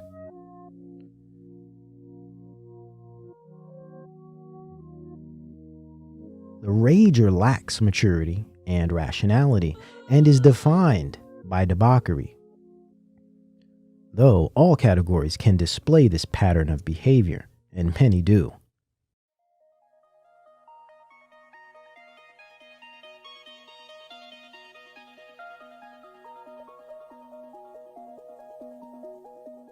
Let us set aside the physics-focused, fluid-based description of this event and assess its metaphysical implications. In other words, what is happening beneath the surface? The esoteric. When a body of individuals begins to behave in unison, a collective order is formed, a mass formation, a hive mind, if you will. Individual logic goes out the window, and persons within the group or crowd act on emotional impulses gathered from the energy of that group or crowd. The breakout of a riot would be a great example of this transference of behavior. It is a scientific fact that individuals act out of character and are willing to contradict their own standards when in a crowd of people. But what happens when large numbers of individuals rapidly and randomly behave in ways that do not reflect societal norms? In sociology, this phenomenon is called collective behavior. Now, collective behavior is not the same thing as group behavior. Collective behavior typically is time limited. It involves short social interactions. Secondly, while collective behavior is time limited, it isn't socially limited. There are no social boundaries, and anyone is free to participate in a collective. The norms within groups are generally strongly held and well defined, whereas collective behavior produces norms that are weak and murky. Collective behavior generally violates widely held societal norms, and at times it can be very destructive. Certain group dynamics can oftentimes encourage people to engage in acts that they may consider deviant or wrong under normal circumstances. And these same group dynamics can happen in a collective as well. Now, sociologists have identified 3 basic types of collective behavior: fads, mass hysteria, and riots. You've probably heard all of these terms before, and you probably have a general idea what they are. Now, the second example of collective behavior is mass hysteria. Mass hysteria involves large groups of people who experience unmanageable delusions and anxiety at the same time. The reactions spread rapidly and reach more people through rumors and fear. Mass hysteria often takes the form of panicked reactions to negative news or a potential threat. A good example of mild mass hysteria is the reaction that often takes place when there's a chance of severe weather coming. Now, all major news outlets cover the forecast incessantly, and they induce fear and anxiety in large groups of people. The fear causes people to become crazed. They rush to the supermarket, they drive erratically, they become irrational. However, mass hysteria can also be the result of psychology, like when a large group of individuals suddenly believe they have the same illness and experience similar physical symptoms despite a lack of disease. This is sometimes called mass psychogenic illness or epidemic hysteria. A recent example of this came after the anthrax attacks in the United States. Immediately after there were reports of an anthrax attack, there were over 2,000 false anthrax alarms. Many individuals reported physical symptoms of anthrax infection, and they were afraid of exposure, although it was found that there was no risk of infection for those people because they weren't exposed to anthrax. They just thought they were. But regardless, it still induced symptoms in these patients that were real symptoms. Monkey see, monkey do would be the most basic description of this. Here, the group becomes its own moving and acting object. At this point, the individuals in the group are no longer actually thinking independently, but feeling collectively, purely acting on emotional impulse. This speaks to the potential danger of mass crowds, whether it is in the celebration of a home team victory or outrage following a controversial trial ruling, even the public opinion of an alleged pandemic. When a crowd is high in intensity, fear and excitement, darkness and rage, danger and idiocy awaits at every turn.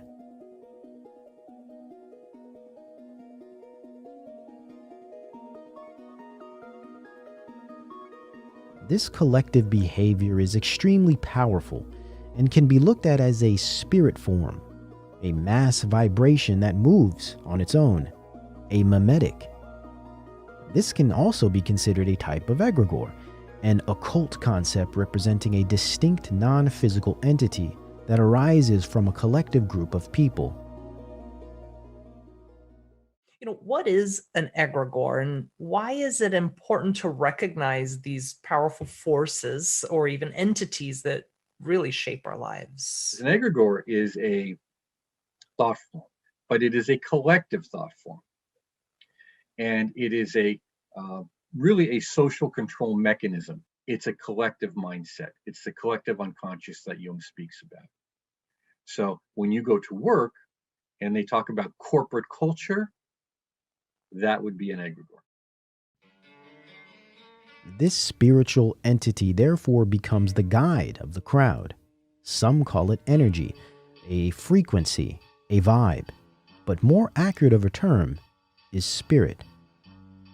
Knowing the nature and potential of massive crowds, it would follow that whatever type of familiar spirit is present is very important to consider. What type of spirit do you believe was present at the Astroworld Festival that humid Friday night? Yes, within the NRG Stadium, or Energy Stadium, the #1 independent producer of electric energy in the United States, nestled within the leading smart city developing region known as Houston, Texas, and key group within the Agenda 2030, formerly 21, Sustainable Developmental Goals of the Great Reset.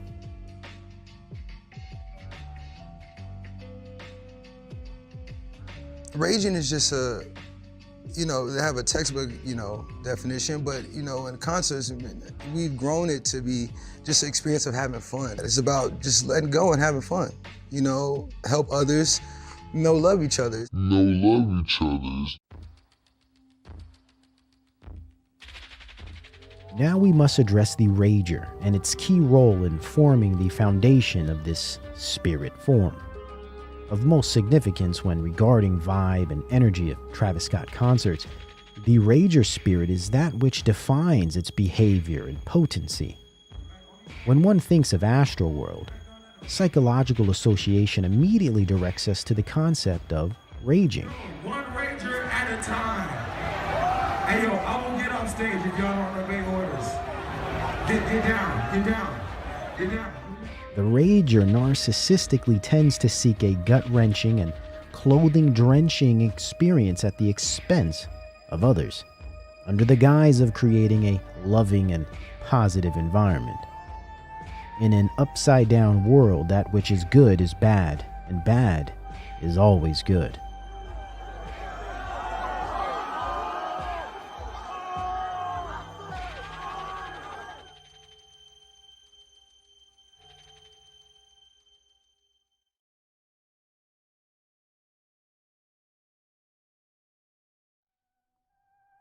I guess the bigger problem becomes what has fun transformed into for this generation, opposed to others. As normalized extremes, desensitization, identity confusion, and attention deficits begin to define the generation more and more, it does not seem to help our current crisis of meaning and being by promoting the empty and morbid trappings of Travis Scott image and melody. The sadism and masochism inherent in these new age movements in music, a sadgasm, abject hedonism, and hypersexuality as self-medicating options. Papa culture steps in to rear the increasingly fatherless generation. Popular culture, and today Papa culture, has a stronger pull and bigger influence on the current generations due to our modern overexposure to information and our inability to intellectually decipher truth from fact, real from hyperreal, and relevance from absurdity. This is resulting in an emergence of mass psychosis, infoglut creating disorienting subworlds within a tethered and digitally mediated existence. This creates a division of our ontological experience, or how we perceive reality. This also creates a division between our social and familial experiences. No generation prior has undergone this level of transformation and exposure, let alone at such speed. Harmful is an understatement when describing this level of constant distraction and information overload at such an important developmental stage, from childhood to adult. Hence the importance of Gen Z and its influence on the future of human civilization, a future that appears dark, detached, and delusional, one without a proper foundation on which to stand, because it has rotted away its roots and is making things up as it goes. Scott has become a familiar spirit. Amidst a mass conjuring culture, he has an effect on his listener, as if he were truly a type of crossroad, a portal leading to the other side, literally changing people, as it were. Some say his art and use of occult imagery is just trippy aesthetics, or basic internet boy edginess.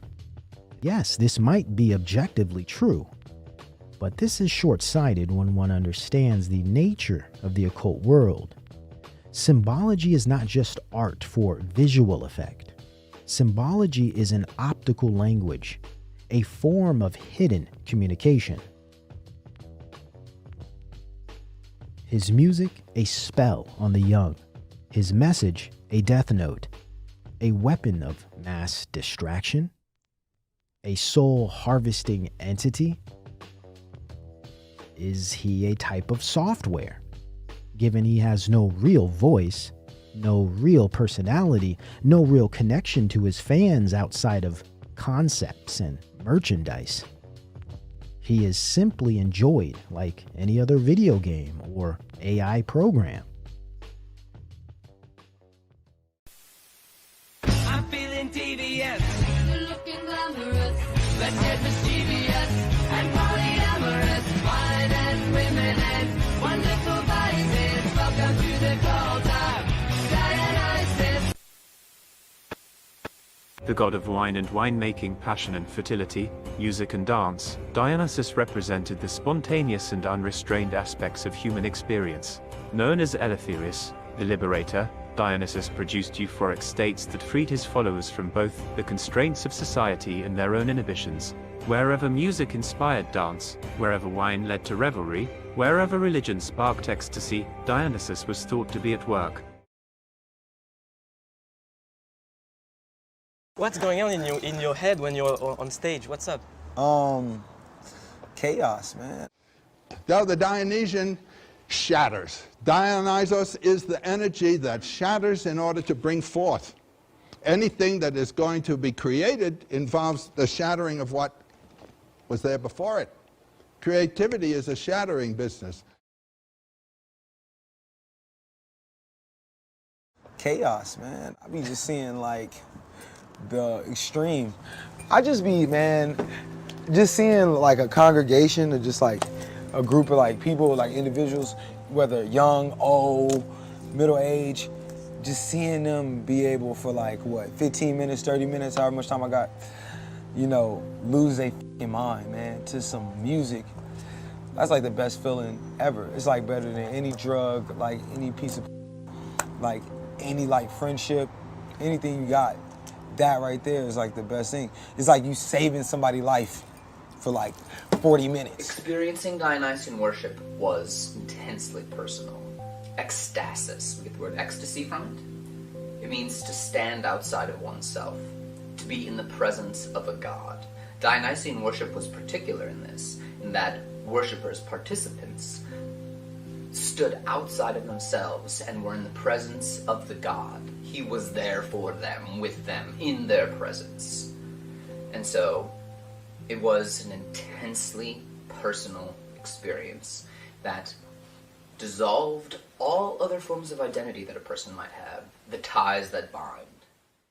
Now, you could understand that this is very similar to how we would conceptualize the idea of surrendering to an instinct.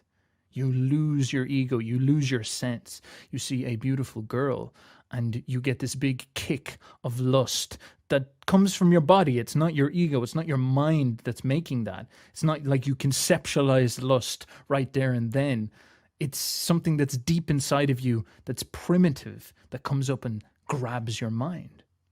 Now, this is exactly what people were worshipping through the god Dionysus. Dionysus is that symbol of that emotional state you have to get into. Lose their fucking mind, man, to some music. To experience crazy feelings, big feelings. The simplest way to understand this is to think about stuff like psychedelics. If you've ever been involved in psychedelic culture, you'll always hear this trope: surrender to the experience. Let go. I feel like God put me here to like help out with people's like soul, man. You just gotta be like the youngest fan that ever do this right here, bro. 9 years old, this is crazy right here. Everybody make some noise for this kid right here. I'm gonna do this song one more time because I want you to do this song with me. You understand what I'm saying? What song you want? You want Goosebumps one more time? Perfect. Let's do it.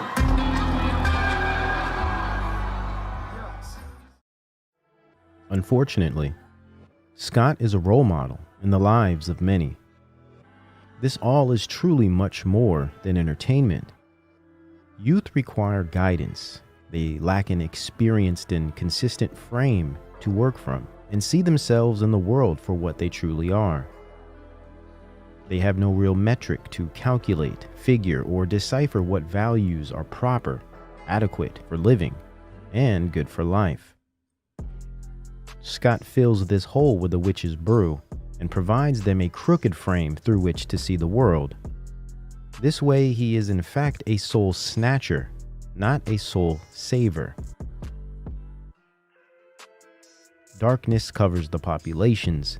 The music seems to reciprocate this idea. Here, a wave of confusion, narcissism, and mental illnesses prevail and are inverted to the degree that they become honorable. We can consider this time the onset of a new age noir, a cultural decay, or anome.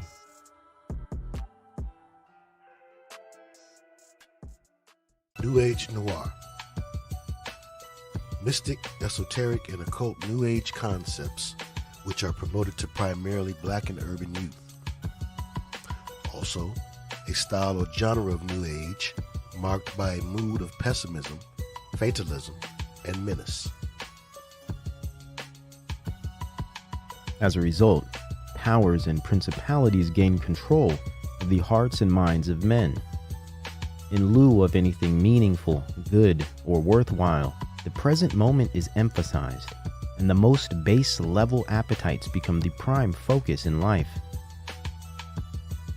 Sexual and drug-based gluttony is provided a soundtrack by the musical gods, and Dionysus is praised once more. As a Dionysian figure, La Flame quenches the dying thirst of his audience, liberating their flesh through transgression. Interestingly, Scott's music is the embodiment of our current postmodern digital nativism. He fulfills that emptiness that defines an era, an elixir and salve. If poison could heal wounds, he reshapes the future to the tune of abject hedonism in designer fabrics, a digital pornographer of the heart and corrupter of the spirit. Yet Travis Scott is a mere man, a broken artist seeking meaning through his messages. He appears to be trapped in a machine and led by his lowest self, a corporate system that owns his body and an entity that owns his soul. The question is not, will he survive the rodeo? The question is, will he escape the grip of the evil one? Will he choose fan worship over repentance? Indeed, he is nothing without the masses that follow him and make him real. The moment they cease to listen, he vanishes like running tears. Though his wailing flute calls them, a spirit within the message, the tones and frequencies, his massive image and prestige melts the hearts of millions. Through the mouth of idols, the God of this earth has spoken.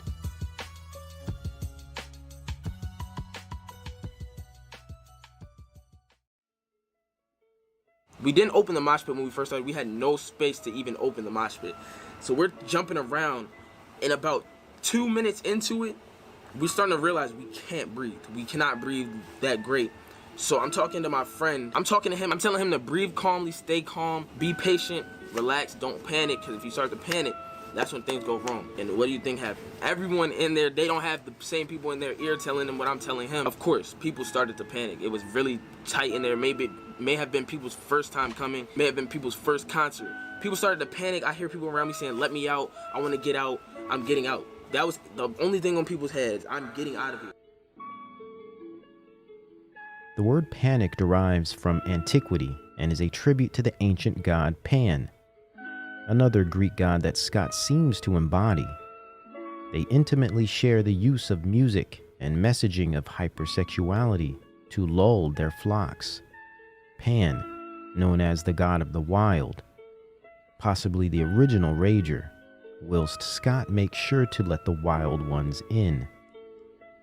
It is no surprise that he, as well as his mentor Kanye, both are heavily influenced by the occultic works of the Panic art movement, defined by all the same spirits and bodily appetites of the lowly. Astroworld is not a piece of art. It is a place for worship and pain. Scott has built an abusement park for the lost, a golden calf for the lit, and a treasure trove for his masters.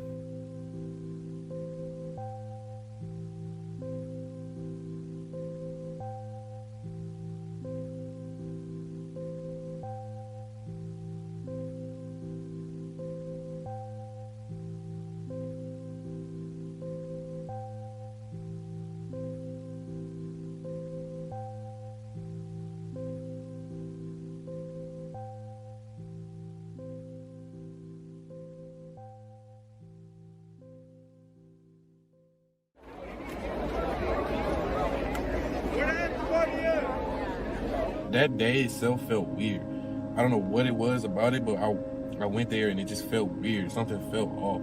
So then, once one person fell, it was like a domino effect. Everybody starts falling. So everybody's trying to stay up. People are trying to help each other up, but people are being kind of selfish at the moment. I'm not gonna lie, people are being kind of selfish. And the thing that made it even crazier is the music was still going. And caused a stack in the crowd. Now, in all the instances that I've seen, that I've been a part of, this smushing and shit, people just get back up, people are helped back up. But in this instance, I guess people were trampled, and people were being stepped on, and people were being jumped on, and it never stopped. About to go crazy, about to rage. Let's see you guys there. Something about Astroworld Festival was spiritually different this round. Echoed by many goers that night, a dark vibe seemed to dominate the experience. What goes on at Travis Scott concerts are beyond the typical vibe and behavior of massive festivals historically. They simply are unique, and not in a good way. They distort the morale and camaraderie of traditional mosh pit culture. Unlike Public Enemy, for instance, who might have been the earliest example of moshing in hip-hop culture with their hit Bring the Noise, featuring rock band Anthrax. DMX, Wu-Tang, and several others adopted the method of moshing, yet kept it to its principles and philosophy, borrowed from the punk and metal scenes that preceded them. Ragers have not continued this legacy. They misinterpret the performance and warp the very purpose of moshing: catharsis, in-group membership, loyalty, release, and pain-defying excitement. All these ideals are lost in the juvenile, rootless, and haphazard display of this new age rage culture and its morbidly dark spirit. Scott has created an off-brand, punkish anti-culture that has no real connection to its influences. It creates anti-rules of its own, practices a sort of personal anarchy that creates an every-man-for-himself environment, occupied by detached and disenfranchised digital natives fulfilling extended childhoods. Deracinated rage trapped in a pool of narcissism that stomps on bodies in the name of all things lit. Some use the moniker simply to appear cool or part of the in crowd, whilst others fully embody its chaotic philosophies and dark spirit. There is, of course, nuance to ragerism like there would be in anything else. Overall, Scott has produced an aimless cult to fulfill his personal god complex. Perfect. Yeah. And just Pharaoh, man, I just feel like I'm a king, or like the music is just God level. I use this word God level all the time. Very. Like the beats, the drums, all God level, man. Working with Kanye West, man, it's like That's on another level. That's kind of that. He kind of like brought that out, the extension. Jay-Z's Magna Carta. Jay-Z's a smart guy, man, and it's so awesome, cause I was just with him when I was in New York. Okay. And And did he drop any jewels? Like, oh what man, did you learn? yeah, man. Like Jay-Z told me, man, he's like, man, he has a power, and artists need to stop trying to compete with each other. Okay. Link up and gain the power, man. He told me something that changed my life. He said we can all obtain money, right? But gaining the power is some whole nother level. How did he define power versus money? He said money is something that you can get off the streets. You can get it from corporations. Power is something that no one can take from you. Through his use of sonic vibe and manipulation of his audience's psychoacoustic experiences, layered with substances and sensual messaging, he has placed a spell on his listeners by branding his dark spirit into a membership group with which he can then scale his success as an artist and elongate his influence on the generation.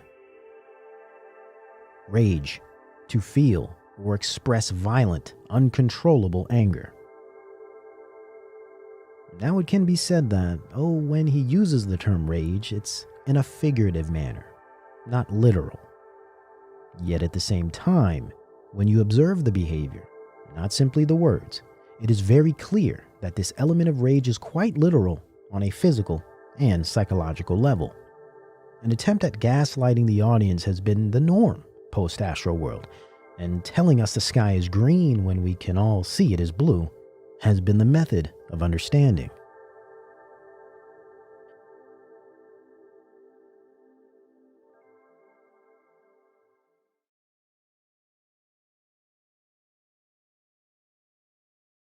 What do you hate about it? What do you love about it? I love the chaos, I love the blood, I love the sweat, I love the joy, I love the love. Okay, so this album, why did you choose this cover? Take a look at this. What made you be like, you wanna know what? I'm gonna be an action figure. Man, I felt like I should have been born like that, man.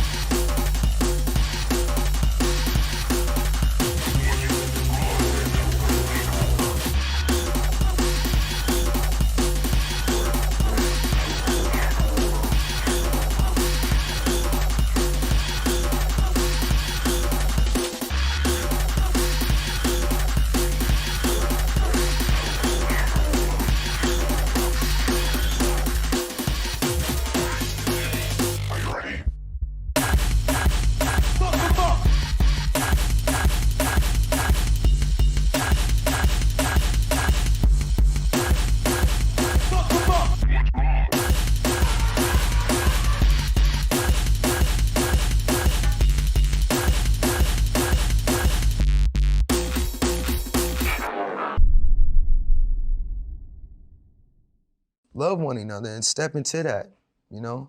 I mean, I think that's a part of it, but the music does encourage people to be violent at these shows. I mean, that's what the rage is about.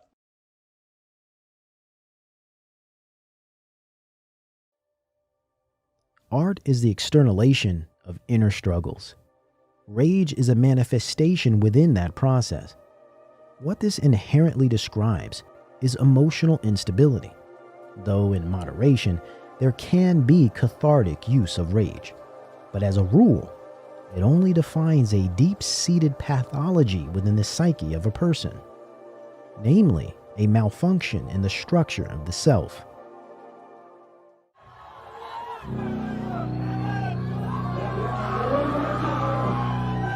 Hey, yo, man, this is one thing about Travis Scott, man. I don't give a fuck about no fucking rules. Everybody in this motherfucker with me. All y'all with me, with you. We run this shit. The Peter Pan syndrome would be the perfect example of our dilemma here. In other words, Travis Scott has some serious issues. Issues he has yet to work out in his adult life, to the degree that he has truly not developed into an adult at all and has created a pathway for himself to continue on as an irresponsible and hedonistic child, chasing the pubescent pleasures of intoxication and ejaculation. The problem is, he is rich, famous, and extremely influential in the Generation Z demographic.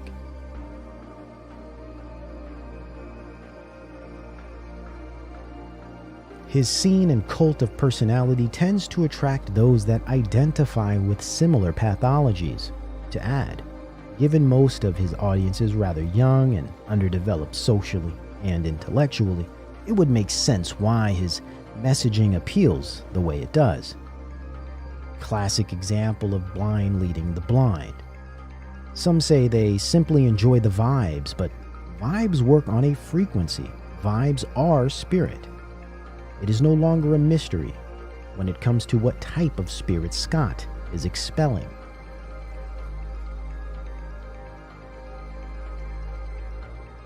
A spirit and philosophy that feeds on the most feeble-minded, corrupted at heart and lowest in spirit. A flesh consciousness that turns men into boys and women into delicacies.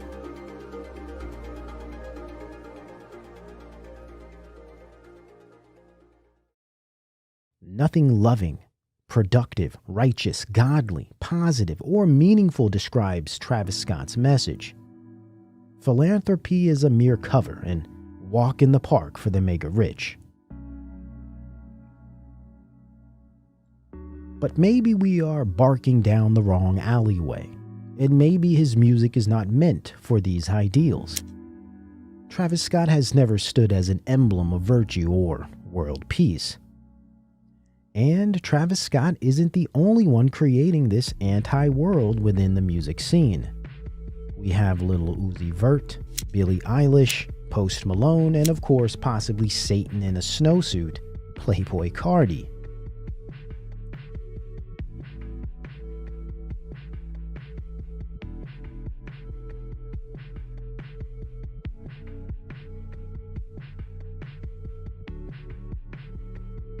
What is this music anyway? It surely is not hip-hop.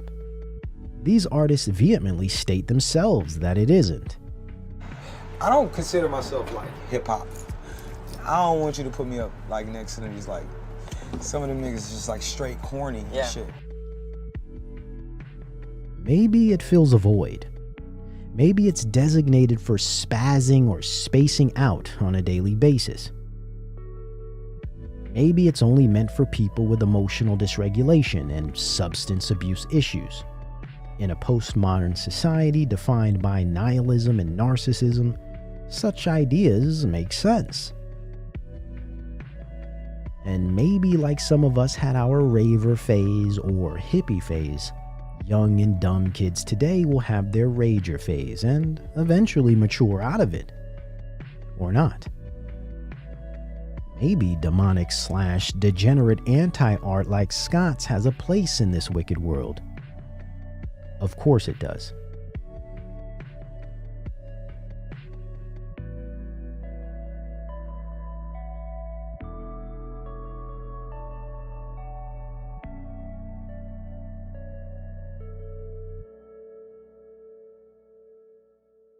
We're open just for you. A world of fun that's bright and new.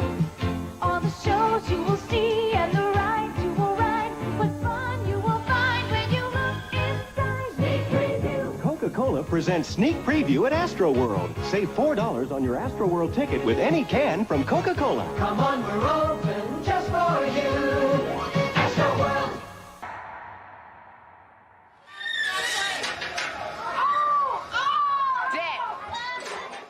If Jacques Webster is not Travis Scott, who is Jacques Webster? Man, like, I turned my phone on. This is like a real story. You know, I had like 8 texts from like T.I. and like his friends and shit, and they wanted me to come to the studio. That was like the change of like Jacques becoming Scott.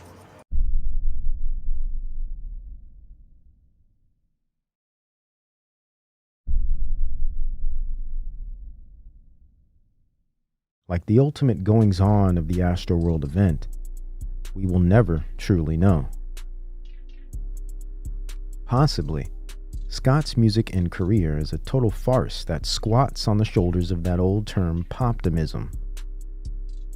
Since we all know popularity, virality, and views can be digitally manipulated by those manning data platforms, and faking it until you make it is pretty much the standard around these parts. But Scott's movement might be more than just digital junk food for a dumbed down and hyper-emotional generation. Could it also be pure propaganda funded and manufactured by corporations and social scientists to socially engineer an entire generation for a future of auto-tuned AI pop musician programs experienced virtually in haptic suits and only experienced in person if you have a biometric tracking device? For a show like this, nobody is planning for this to happen. So how do you even prepare for something like this to happen? But even I was thinking in ways like tech solutions. You know, people come into these festivals with these bands that only scan you in, right? You have all type of tech now that can track your heart, can track your, oxygen levels, can track if you're gonna be sick. You can put things now if you're gonna be, get lost. There's all type of ways now. I feel like that can be the band that only gets you access to entry or to a food line or to food trucks can now be solvable to helping save lives, I don't know. It's a bit confusing right now to be a Travis Scott fan. It's gonna change concerts forever. It'll never be, it's like the 9/11 of concerts. It's like the 9/11 of concerts. Think about it. To blame this event on incompetence of organizers or pure negligence on the part of Scott is borderline delusional. Astrofest 3 has been in preparation for years, building off of an artist's live event experience that reaches back to as early as 2013. Not only is Scott experienced in the goings-on of Rager events and planning, but Live Nation is even more experienced. Does shadiness seem to be present? Of course. Who designs literal death traps like that? Amidst all the other strange mishaps that night, Scott's management team TriStar is buried in controversy, and Live Nation is notorious for deaths at its events. But more importantly, so-called concert safety is the perfect red herring to bring in new forms of authoritarian technologies under the guise of keeping us stupid animals safe. 2020 was the introduction of all of this, it seems. Arguably the largest social experiment mankind has ever encountered. Are we to believe it is solely because of an alleged pandemic that Astroworld 2 happened online only? The surface answer would be yes, we were in a pandemic. But a deeper perspective points to a much bigger picture: the evolution of live events in a digital society, also known as the Fourth Industrial Revolution. Interestingly, the metaverse was hinted to the public 1 week before the Astroworld ritual event, and has changed the industry of performance forever. Live events are expensive, risky, and present a big liability for planners. Human beings, when in large number, can present irrational behavior, especially when emotions are highly charged.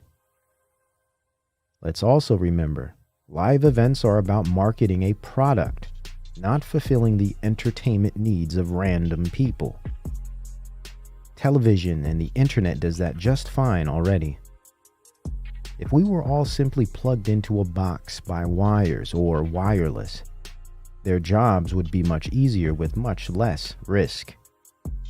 Some say our future is dark, others maintain it is bright, but in all actuality, the future is virtual.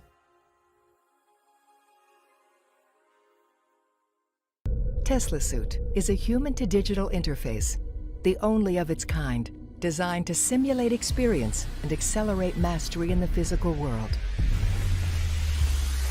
Tesla Suit inputs haptic feedback to any area of the body, from gentle touch to feelings of physical exertion and temperature, and outputs motion capture and biometrics.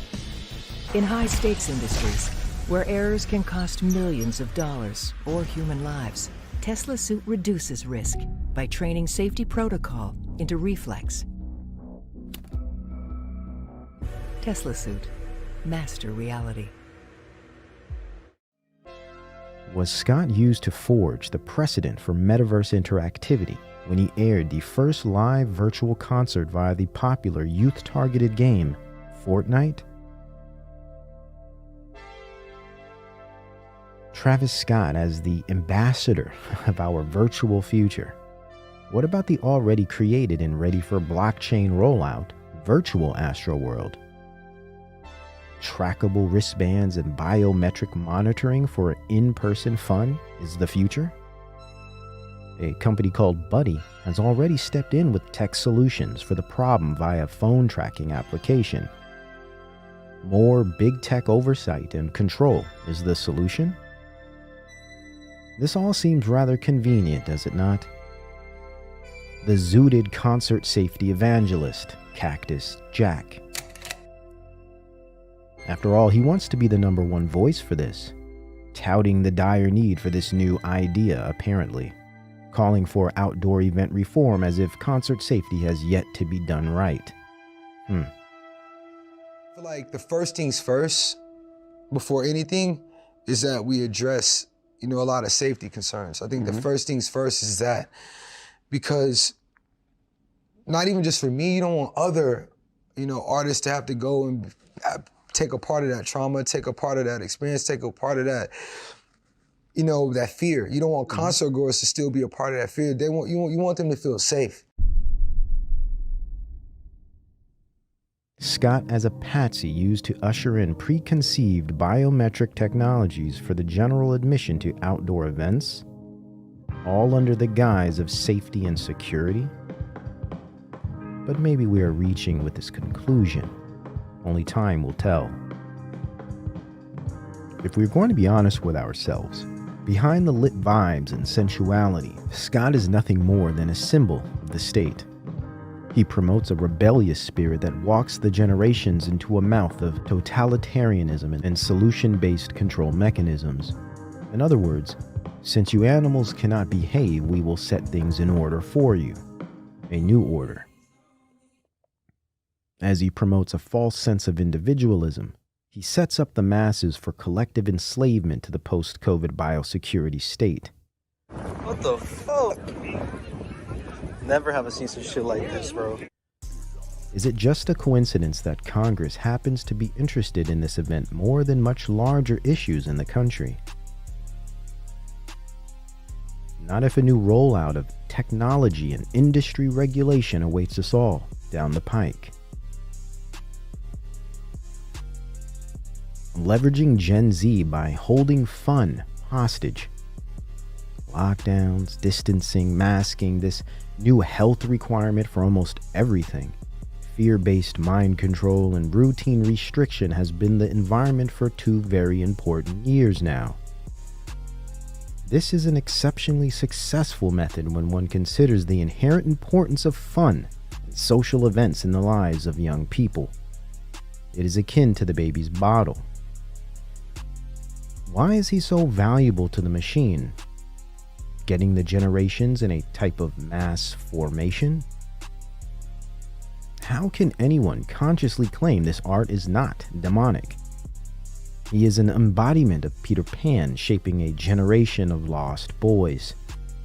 As he played the Pied Piper to 12 million youth on Fortnite to demonstrate this. Interestingly, in 1968, the year Astroworld opened, on its debut it aired a promo for the amusement park on ABC that featured, of course, the Pied Piper.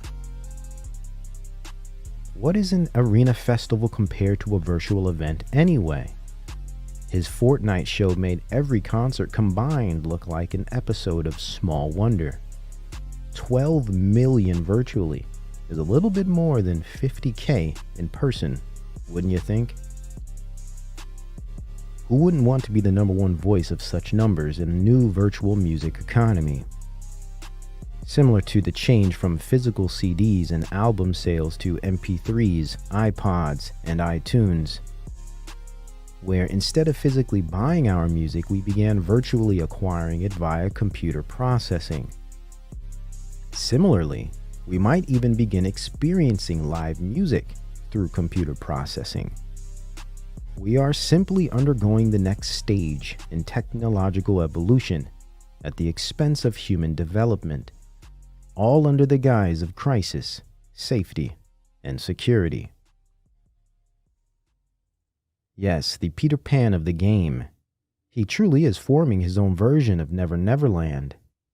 He never has to grow up, and the industry for him presents itself as an eternal womb.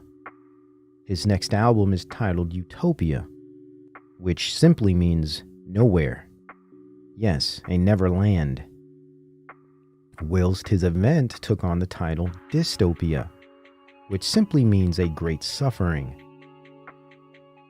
This is no surprise when one gathers that the Astrofest event is more than a harmless opportunity for release or catharsis, and more of a masochistic trudge through a day of suffering for the glory of an idol and a superficial claim to group membership.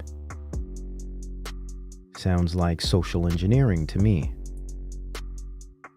I mean, think about it. Travis Scott, Tavistock, but I'm sure that's just a coincidence. And I'm sure Travis Scott loves you all as much as he says he does. The sentiment he constantly sends out makes complete sense when one comes to the conclusion that fans are fundamentally customers. And Travis Scott is fundamentally a brand, a corporate asset divvied up between shareholders and investors. He is the McDonald's of art form. It would only follow that he also sells Happy Meals. Happy Meals. Interesting. His fame and glory only appeals to an audience that envies such qualities, and the rest are merely lulled into a trance-like slumber due to his wizardry and production skill behind the boards.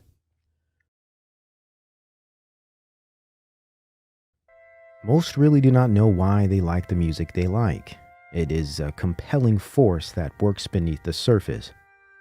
This is why it is so important to address music culture and be wary of the messaging one allows in their mind and heart. Though I find it as a harsh description, Astroworld events are often depicted as a drug circus for teenagers, lowlives, and underdeveloped adults. The more visual evidence and accounts of Astrofest one gathers, the harder it is to argue against such a brash description. Though all goers of these events cannot be painted with such a brush, Ragers seem to provide the paint with which a bigger picture can be made, and to add fuel to La Flame. When one discovers Scott and his anti-world transcends race, nationality, and even genre, and is being deemed as the most influential person in youth culture. Houston is not the only one with a problem.